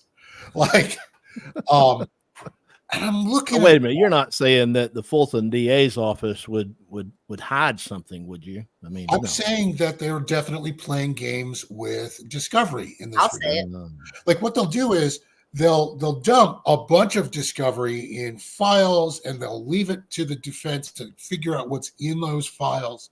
And 90% of it will be garbage, but it's time. That's one more billable hour or 20 more or however. Well, meanwhile, she's mad that Steele didn't have everything labeled correctly in the jump drive that they gave her. Please. Right. I mean, that's my point. Steele gives her one jump drive with files that she doesn't like, and she's complaining about that. Meanwhile, there was all this litany of discovery questions, which I honestly believed would have created some reversible error. Just period. They were trying to dump discovery within days of the trial. So let me pause just a second. Yeah. This 5-minute recess is turning into quite the delay, and this is not exactly the stream or the show I had planned tonight, but we're able to get into most of it. But let me just say thanks to the 3,634 people that are with us live inside the law. In case you're new here, what we do inside the law is we try to take you inside the real justice system so that you can see what it's really like in real courtrooms across America. And this is not what you may think we have from watching TV or watching the news even, or watching movies, but this is the real thing. And we bring this to you in the context of real court cases that are in the news every day. And so we are witnessing something once again in Fulton County that is, I think, truly historic, because you have this massive racketeering case against Atlanta rapper Young Thug and a number of co-defendants. And it's been going on for a couple of years, and they say it might go on for a couple of years more. It's certainly record setting. But thanks to all of you who are here with us live and, of course, on the replay. And, you know, I've been watching this chat, by the way, and you guys and you folks in the chat are just absolutely on fire. I'm loving it. When I go back and watch these things later, I like to see the chat replay because I can't. It's moving so fast I can't catch it all. But I think the chat is awesome. You guys are great. We'll try to answer any questions. If you have it, please feel free to pose them. But thanks to everybody who's here. I just wanted to get that in while we had a minute. Any predictions, guys, on how much longer this is going to be? Oh, this break. He's going to talk about. He better get moving. Well, I'm trying to monitor Rachel our listserv. We have a thing where lawyers can communicate, but in any event, I'm not seeing anybody giving a whole lot of information about what's going on. I did see a question in the chat. Is it possible that they're having a meeting in chambers with the lawyers? And ironically, the answer to that could be yes, and it would be perfectly appropriate as long as they're all there. Okay, they could absolutely be back in chambers with the judge discussing this and discussing if there's a way out of this that doesn't necessarily have to result in a mistrial. I personally think the judge is in a corner. I think he's going to have to, if he doesn't let Brian Steele off the hook, I think the Court of Appeals will do so. They can find a judge to sign a bond order pretty much any time, day or night. They've got ways of contacting the Court of Appeals judges. But the Judge Glanville, is going to have to let, one way or another, Steele's going to have to be let off the hook. But I don't know that this trial can be salvaged at this point. No, wait, really quick. It was funny because when Keith Adams got up, that's also Young Thug's attorney. He got up and he said, actually, Judge, I've been privy to the exact same information that Brian Steele has. And I'm not telling you who this person was. And the judge said, well, it doesn't matter because I didn't ask you. Well, he knew better than to ask him. Actually, let's see, Rachel, I actually have that. Let's take a look. Contempt, if the court continues in that position, that leaves Mr. Williams represented, at least at this juncture, by myself. That puts me in a position of making sure the court is aware that I'm in receipt of the same information that Mr. Steele received. I'm of the same opinion that the court has engaged in behavior that I believe compromises and corrupts the continuation of this trial. I do believe that we are entitled to and should receive a copy of the transcript so that a full investigation can be made as to what we believe has occurred here. And so I take the same position as Mr. Steele. I am asking for a mistrial, as he did previously, and I'm telling the court that I do not believe that we can proceed at this point based upon the information that we've received. All right. And frankly, I don't believe the state has any say in that. My statements are in regards to my representation of Mr. Williams. And if Mr. Steele is going to be held in contempt, I have exactly the same position.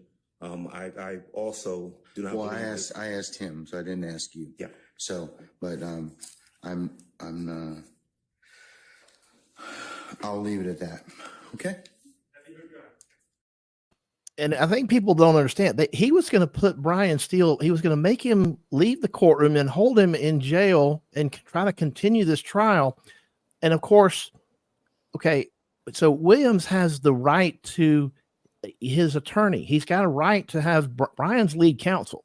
He's got a right to have him there with no disrespect to Mr. Adams, of course, is a great lawyer, but you can't just take somebody's lawyer and remove them from the courtroom in the middle of a trial. Not for that. And that's what he was trying to do. Yeah. So I just actually heard from an attorney who was at the courthouse, and this is what she said. She said, I can't believe you aren't here in the courthouse. There's a group of defense attorneys all hating on Adrian. I'm sad I'm not there, but yeah, I don't know. I don't really know what's going on. I'm going to ask her any movement. I truly regret not being there right now. Like if I didn't, I'm locked down on other stuff where I would have been right there. Well, I mean, they wouldn't let you in anyway. I guess you'd have to go to some kind of media overflow room or something. Oh, they can try, but my Rule 22 says that there are 6 seats reserved for the media, and I bet you that there's a 1 seat open there for me if I needed it. Man, they don't want to have to do that again. Well, look, I mean, I can't, we're of course going to be looking forward to anything that you write about this, because this is going to be quite the story. I look forward to seeing how journalists like yourself sort of write about this and portray it, obviously in the days to come, because this is actually very big legal news. There's other legal stuff going on, but this is big. I'm wondering, like, you know what? My editors at The Guardian, and by the way, I write for The Guardian, very large British paper. I covered democracy in the South.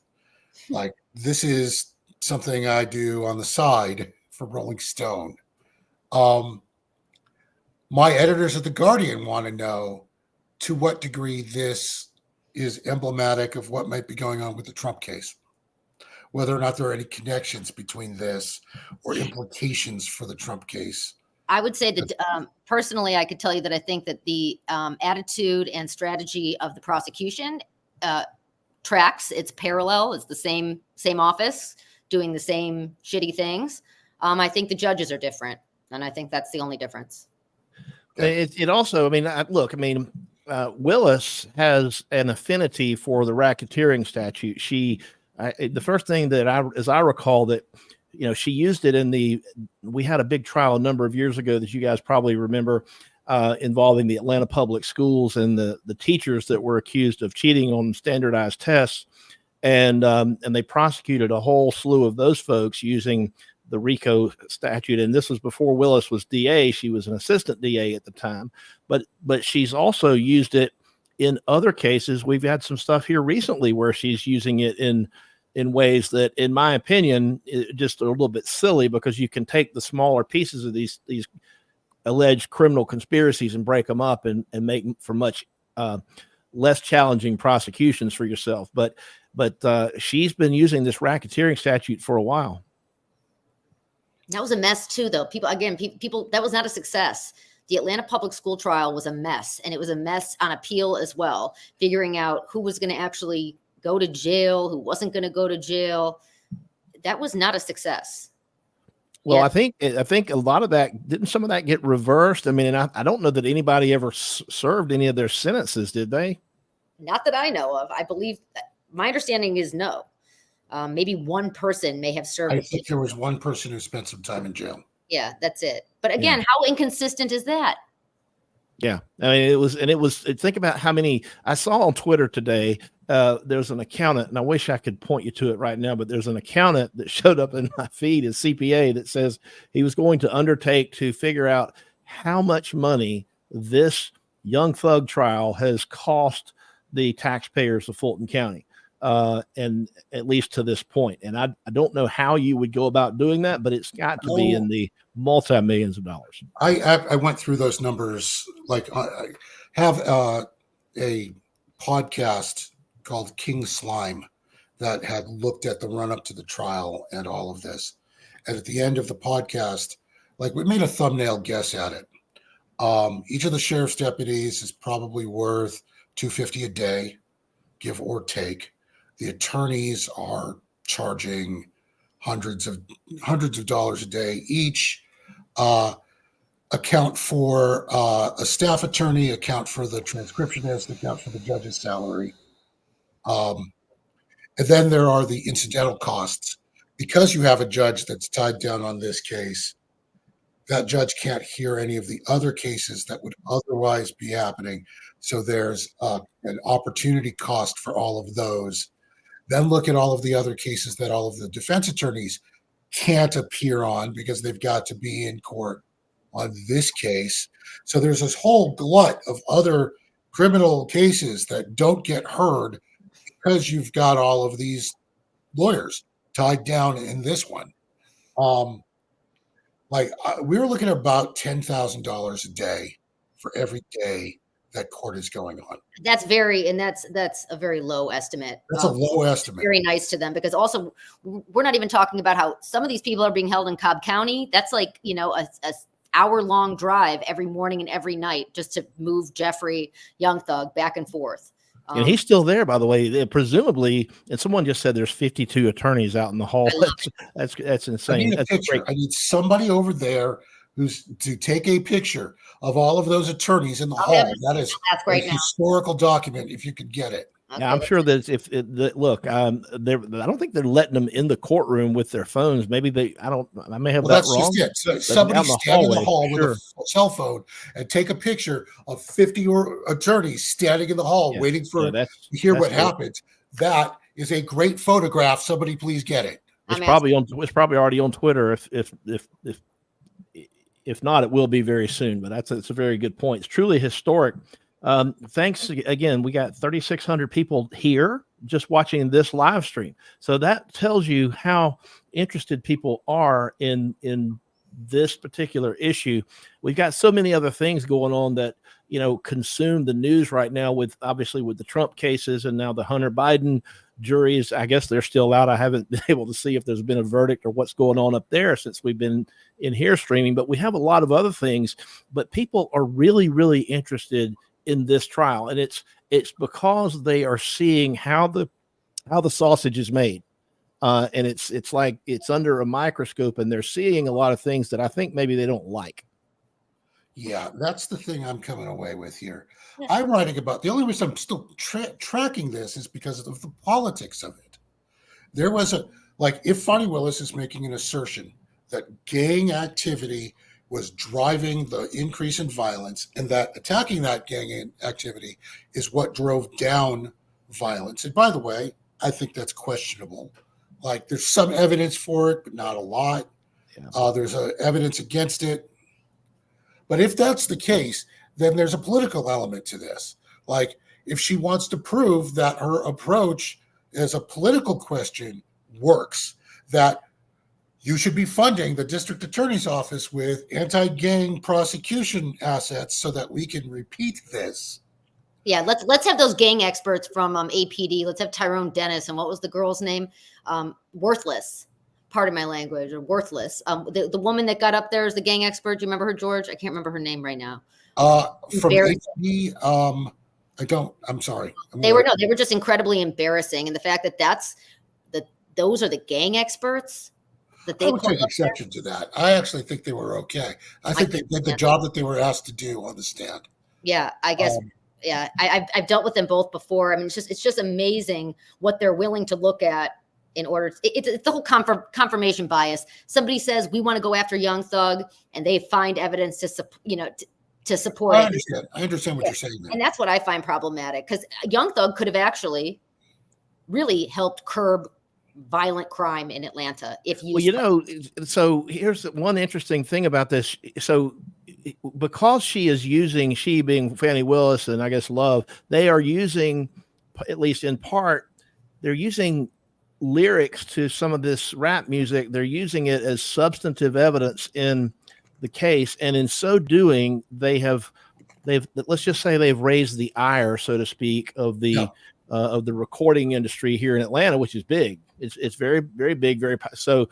If Willis thinks she's making some political points by bringing this case, she's also making some, I guess, political enemies, perhaps with the recording industry here. George, have you heard anything about that? Yeah, so I think that's purposeful.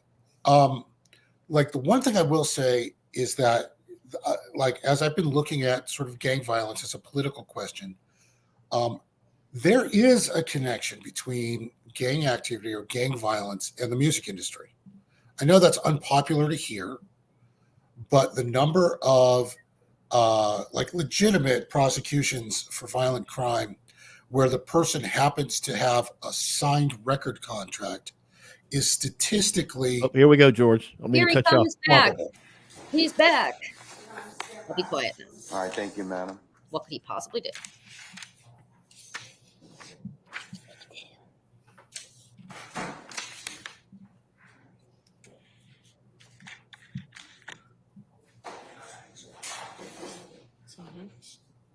Yeah.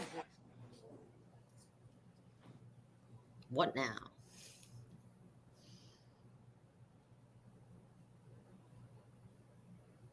It's what we use in our bonds.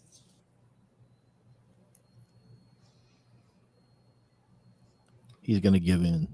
He better give in. I don't think he will. He should be embarrassed. He really should. It's sad, but If he has to go to Rice Street, I'm about to lose it. I might show up there. Oh, I might show up there too. That's a hell of a story. I mean, how dare they? Sergeant Brown's everybody present? Free Is he steel. present? Free Steele. Send All right, Adrian thank to you for your Steele. Come on. patience, Do counsels. the right thing. The court's had an opportunity to reflect, and You're a moron. Mr. Steele, if I could ask you to take the podium, please, as Uh-oh. well. He's going to admonish him and let him go. If he arrests him like this, I will lose it.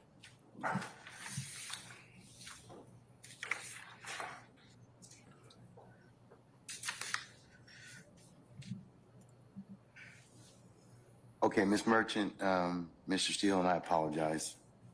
You should. Mr. Susar, Judge. One more time? Susar. What, spell your last name for us? S-U-S-O-R. Oh, it's Alex Susser. I didn't recognize him. You're a good man. Good man. Okay, all right. Okay. All right. Thank you, sir. Okay, Mr. Susser as well. All right, counsels, I've made a clarification or to the order of contempt. Mr. Steele, I am going to hold you under, still hold you in summary criminal contempt pursuant to OCGA 15-1-3, subpart 3, for your failure to comply with my earlier order today. I'm going to order that you be taken into custody, incarcerated in the Fulton County Jail for no more than 20 days for this contempt. He is tripping. Those 20 days consisting of every weekend for the next 10 weekends. And you'll be reporting to 901 Wright Street Northwest, Atlanta, Georgia, 30318 at 7 p.m. on Fridays. You'll be released on 7 p.m. on Sundays. And it's to commence this Friday, June the 14th at 7 p.m. and not to end until Sunday, August the 18th at 2024, 7 p.m., subject to further order of this court. How about no? And that will be entered and e-filed. You may take whatever steps you and your counsel deem appropriate. After Shame that. on him. Okay. Can I ask a Told you. question? Sure. Unbelievable. I'm going to file a notice of appeal, but for whatever reason that doesn't take, and you don't give a bond, then I'd ask that I can be with Mr. Williams and we work on our case all weekend. Oh, All cool. those weekends. Sleepover with Young Thug. I speak with Mr. Williams all the time. That's up to you. And sir, I will, sir, if that comes to pass, you have my support. I will talk to our sheriff. Oh, your support. Your Your support. If that should occur, okay? All right. So, Judge, Okay. All right. What a move. disgusting. He should be. All right. I'm talking about Steele. Counsel, I'm done. No, with just this, lock me up unless with you have anything else. Young Thug on the weekends. Yeah, I love that. All right. Thank you. Thank you, Ms. Thank you, Ms. Merchant and Mr. Susser. Thank you. Okay. Alex, All right. you're looking good. Looking good, Alex. Good for Did we you. get a copy of that? Yes, in fact, the clerk is going to file a copy. It's I going wish I to be was there. e-filed. It'll be on the e-file system momentarily. You should be able to get a copy of it from there, directly download from there. And Judge, Ms. Merchant and I will file entries of appearance on behalf of Mr. Steele. Sure, that would be great. Thank you so much. Okay, all right.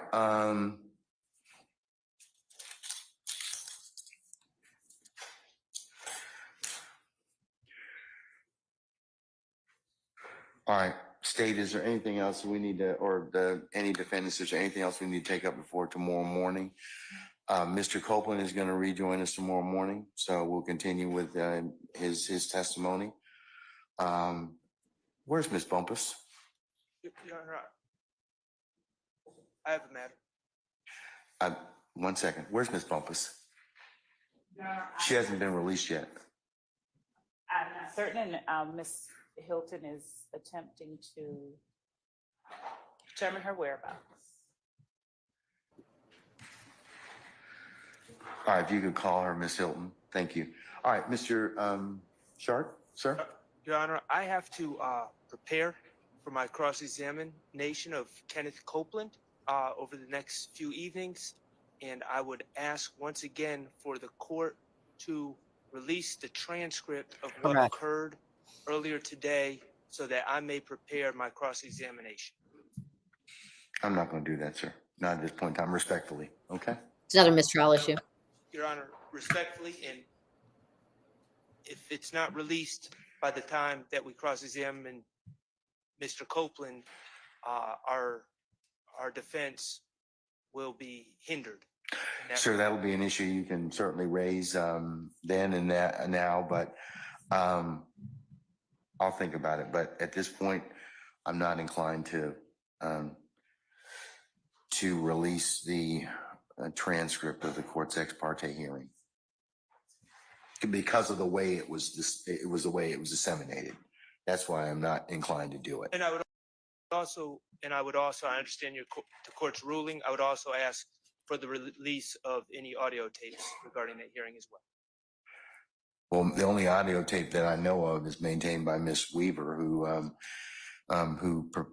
tapes her proceedings in order for her to prepare a transcript. So, okay. Well, I don't know if she may not have any, but we'll see. Okay. Good evening, Carson Matthews, on behalf of Mr. Cooley. We were making that same request, Your Honor, for that transfer. We potentially could contain some Brady material. Sure. Okay. All right. Unless there's anything else, counsel? Go fuck yourself. Pardon me. I join that, and I also believe I advise the court the reason that I also want for confrontation cross-examination is supposed admissions Mr. Copeland made about our case outside our presence, and based upon information and belief, the court handed Mr. Copeland allegedly the long false swearing and perjury, and if that's true, I'd like to also talk with him, if he'll talk, about how that came about. I'd like to read the transcript. So I'm joining in, but also it goes to matters that are discussed about the case based upon information. Madam. Your Honor, there was no matter to which either counsel for either of the defendants was a party. There was no matter to which either defendant in this case was a party that was had or held outside this courtroom. So we would ask that the court deny what is being requested of the court, because that is something to which neither defendant is entitled. Your Honor, the witness is on the witness stand. Your Honor, the witness is on the witness stand. The witness is testifying under the RICO Act, which covers all of the defendants. It's understanding upon information belief that particular witness has stated again on Friday that he was not going to testify. Today, it was a different scenario. And based upon it, Your Honor, we believe that we should be entitled to that under Brady, because we believe it's potential Brady material. All right, sir. And it's covered under the RICO. He's testifying because all of these defendants under RICO. So we all are part of this witness's testimony.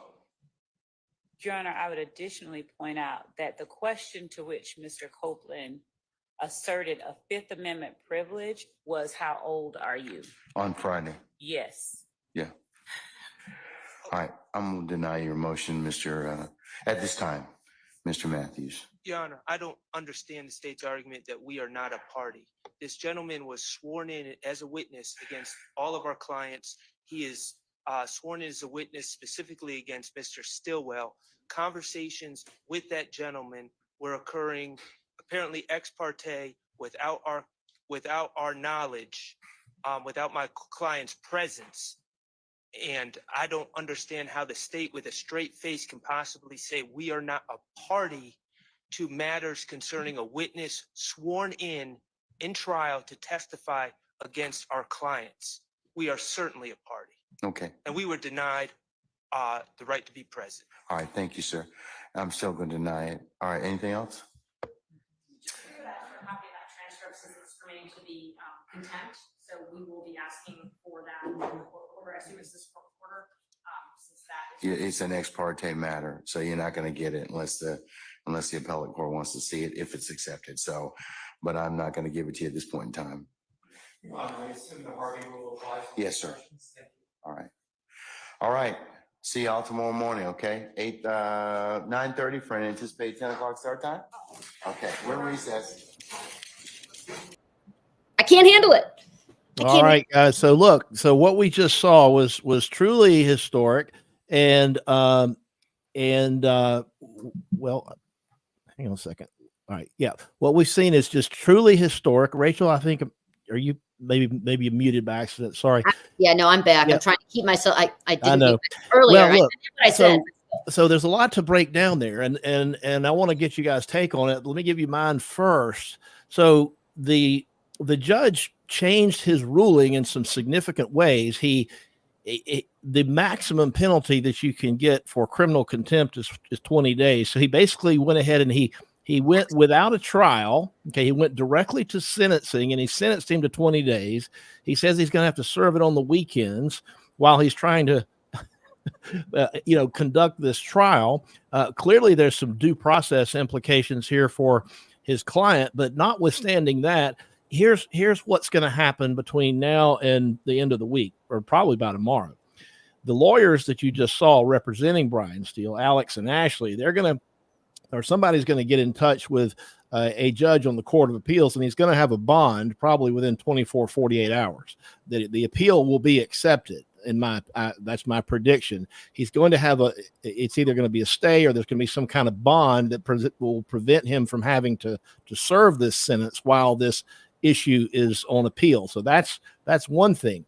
The other thing is that this has created a real mess for the trial itself. I'm not talking about the contempt now. The trial itself is probably unsalvageable.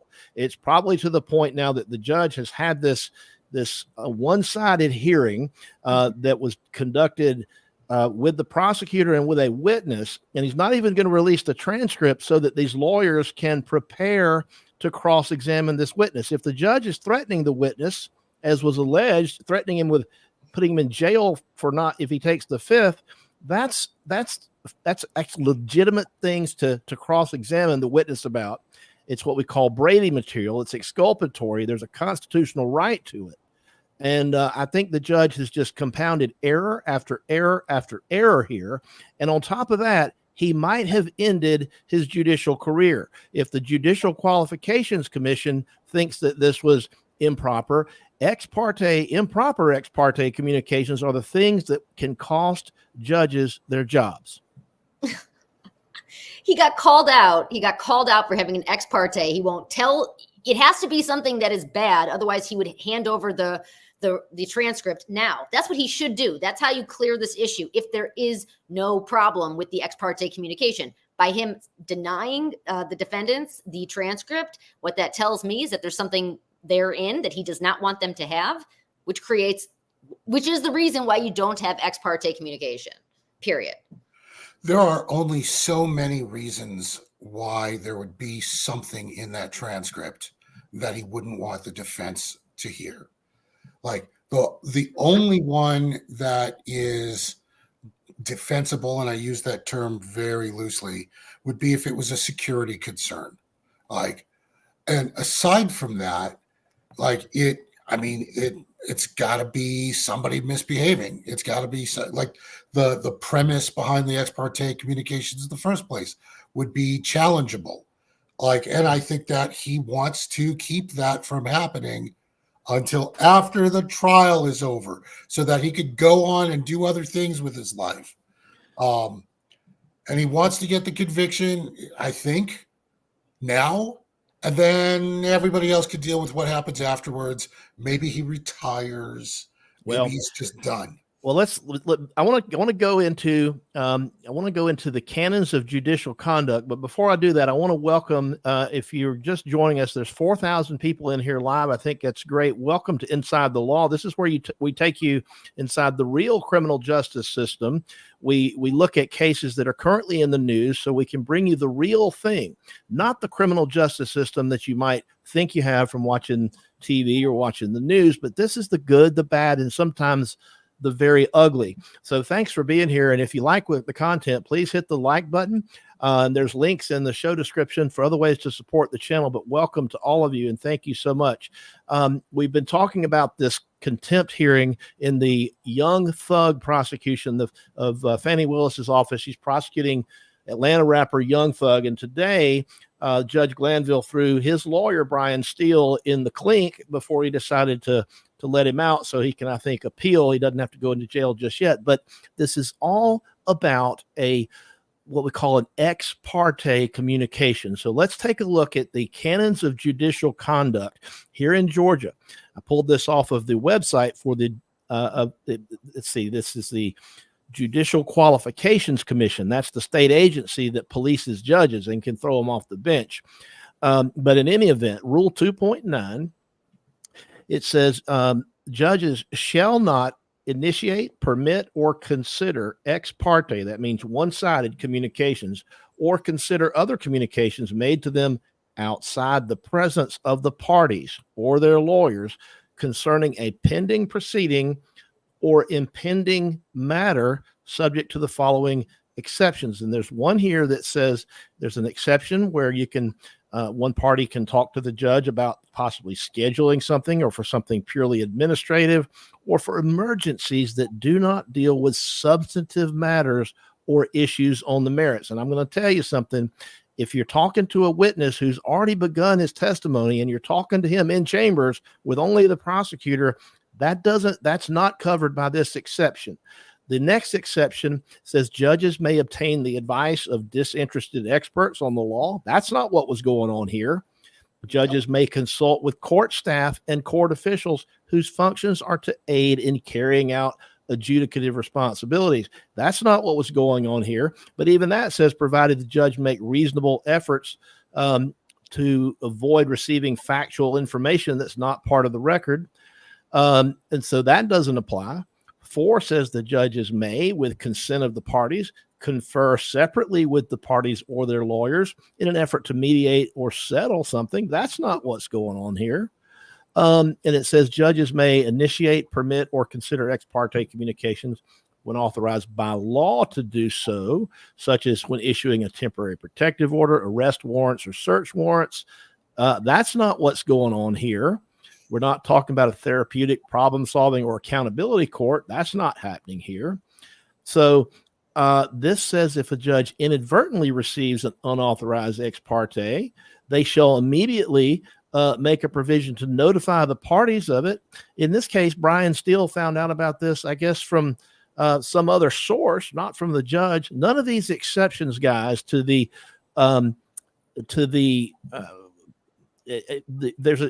exceptions to the prohibition on ex parte communication, none of these apply. So this was clearly 100%, in my opinion, without a doubt, conclusively an improper ex parte communication. Judges shall not investigate facts in a pending proceeding or impending matter independently, and in making adjudicated decisions shall consider only the evidence presented and any facts that may properly be judicially noticed. That means what comes out in court, not what comes out in your office behind closed doors. The judge shall make reasonable efforts, including providing appropriate supervision to ensure that this rule is not violated by court staff, court officials, or others subject to the judge's direction and control. The commentary goes on to say judges shall immediately stop any attempted improper ex parte communication, and nothing else excuses them from this ethical requirement. Look, I just don't know how you can say otherwise, that this was clearly an improper ex parte communication. So, George, your point is well taken as far as it being potentially having something to do with security and all that. That may be something that's a legitimate concern, but that's not a legitimate type of reason for a judge to have this ex parte communication. There's nothing in these exceptions that would cover that. I completely agree with you.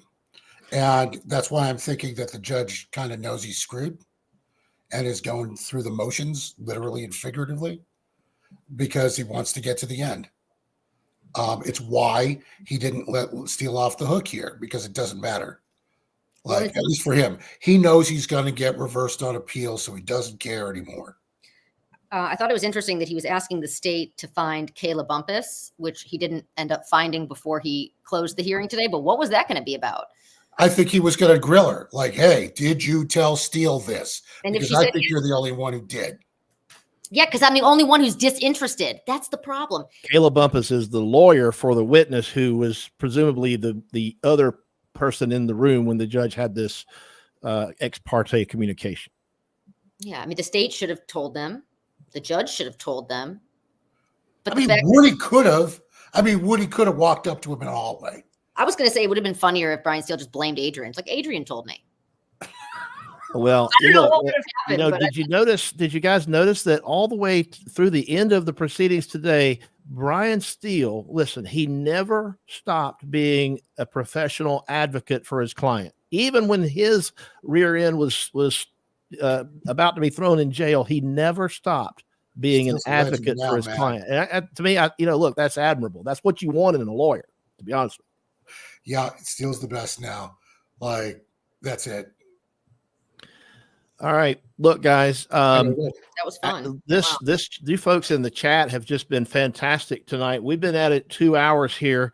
We're going to go ahead and, I guess we're going to wrap it up here soon, but please like and subscribe if you hadn't done that. We're closing in on 35,000 subscriptions. Please like and subscribe. And thank you for supporting the channel.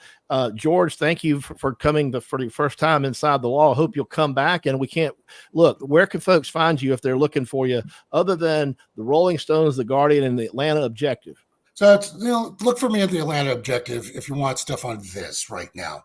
And I'll be going between there and Rolling Stone on stories on this. All right. We look forward to reading something. Take it. Everybody say good night, George, and big round of applause. Take it easy, buddy. All right. Rachel, thanks to you for coming in. Any additional legal analysis that I have screwed up on or that you want to add to any of this?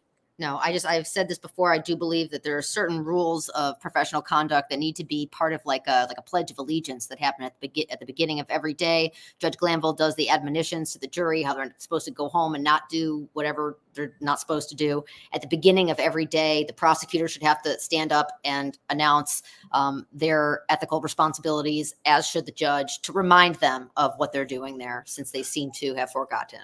Well, don't forget, when you're talking, okay, one thing that's really, really critical to remember about this whole scenario, you got to look at this in the context of the whole trial. And remember how we started? Man, can I get the water or something? I'm so high right now, y'all. I'm about to go to sleep on y'all now. I ain't gonna tell you no lie. Yes, you may. We're gonna take a break. Hang in.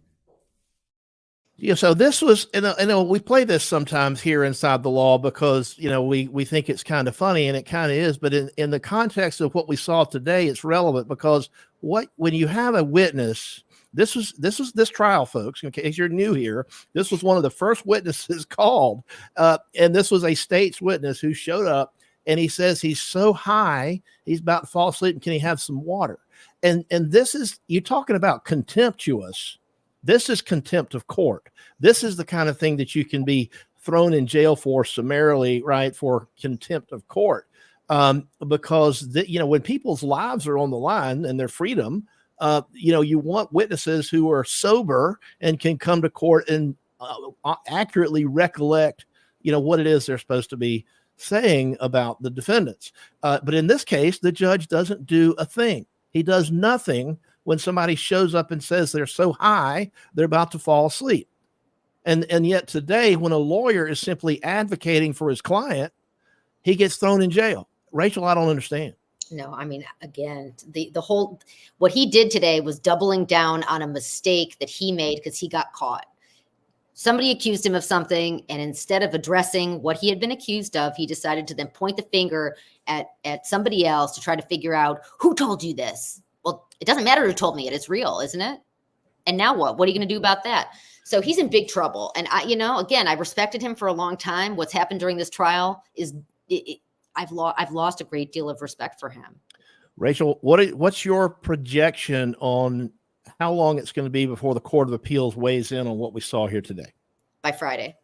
By Friday? Yes. All right. We'll see. I think it might be sooner than that, but I think it's definitely going to be before he's supposed to report to jail on Friday. I think it might be sooner than that. All right, guys. Look, we're going to go ahead and have to leave it here. Rachel, thanks so much. Big round of applause for Rachel. Say good night, Rachel. Sorry for my, bad words. I have a. That's all right. We potty won't mouth. hold it against you this time. All right. Thanks to Rachel, and thanks to all of you guys for being here. It really means a lot to me. And don't ever forget. There's nothing more powerful than the odor of mendacity. And we'll see you guys back here next time inside the law. Thanks so much.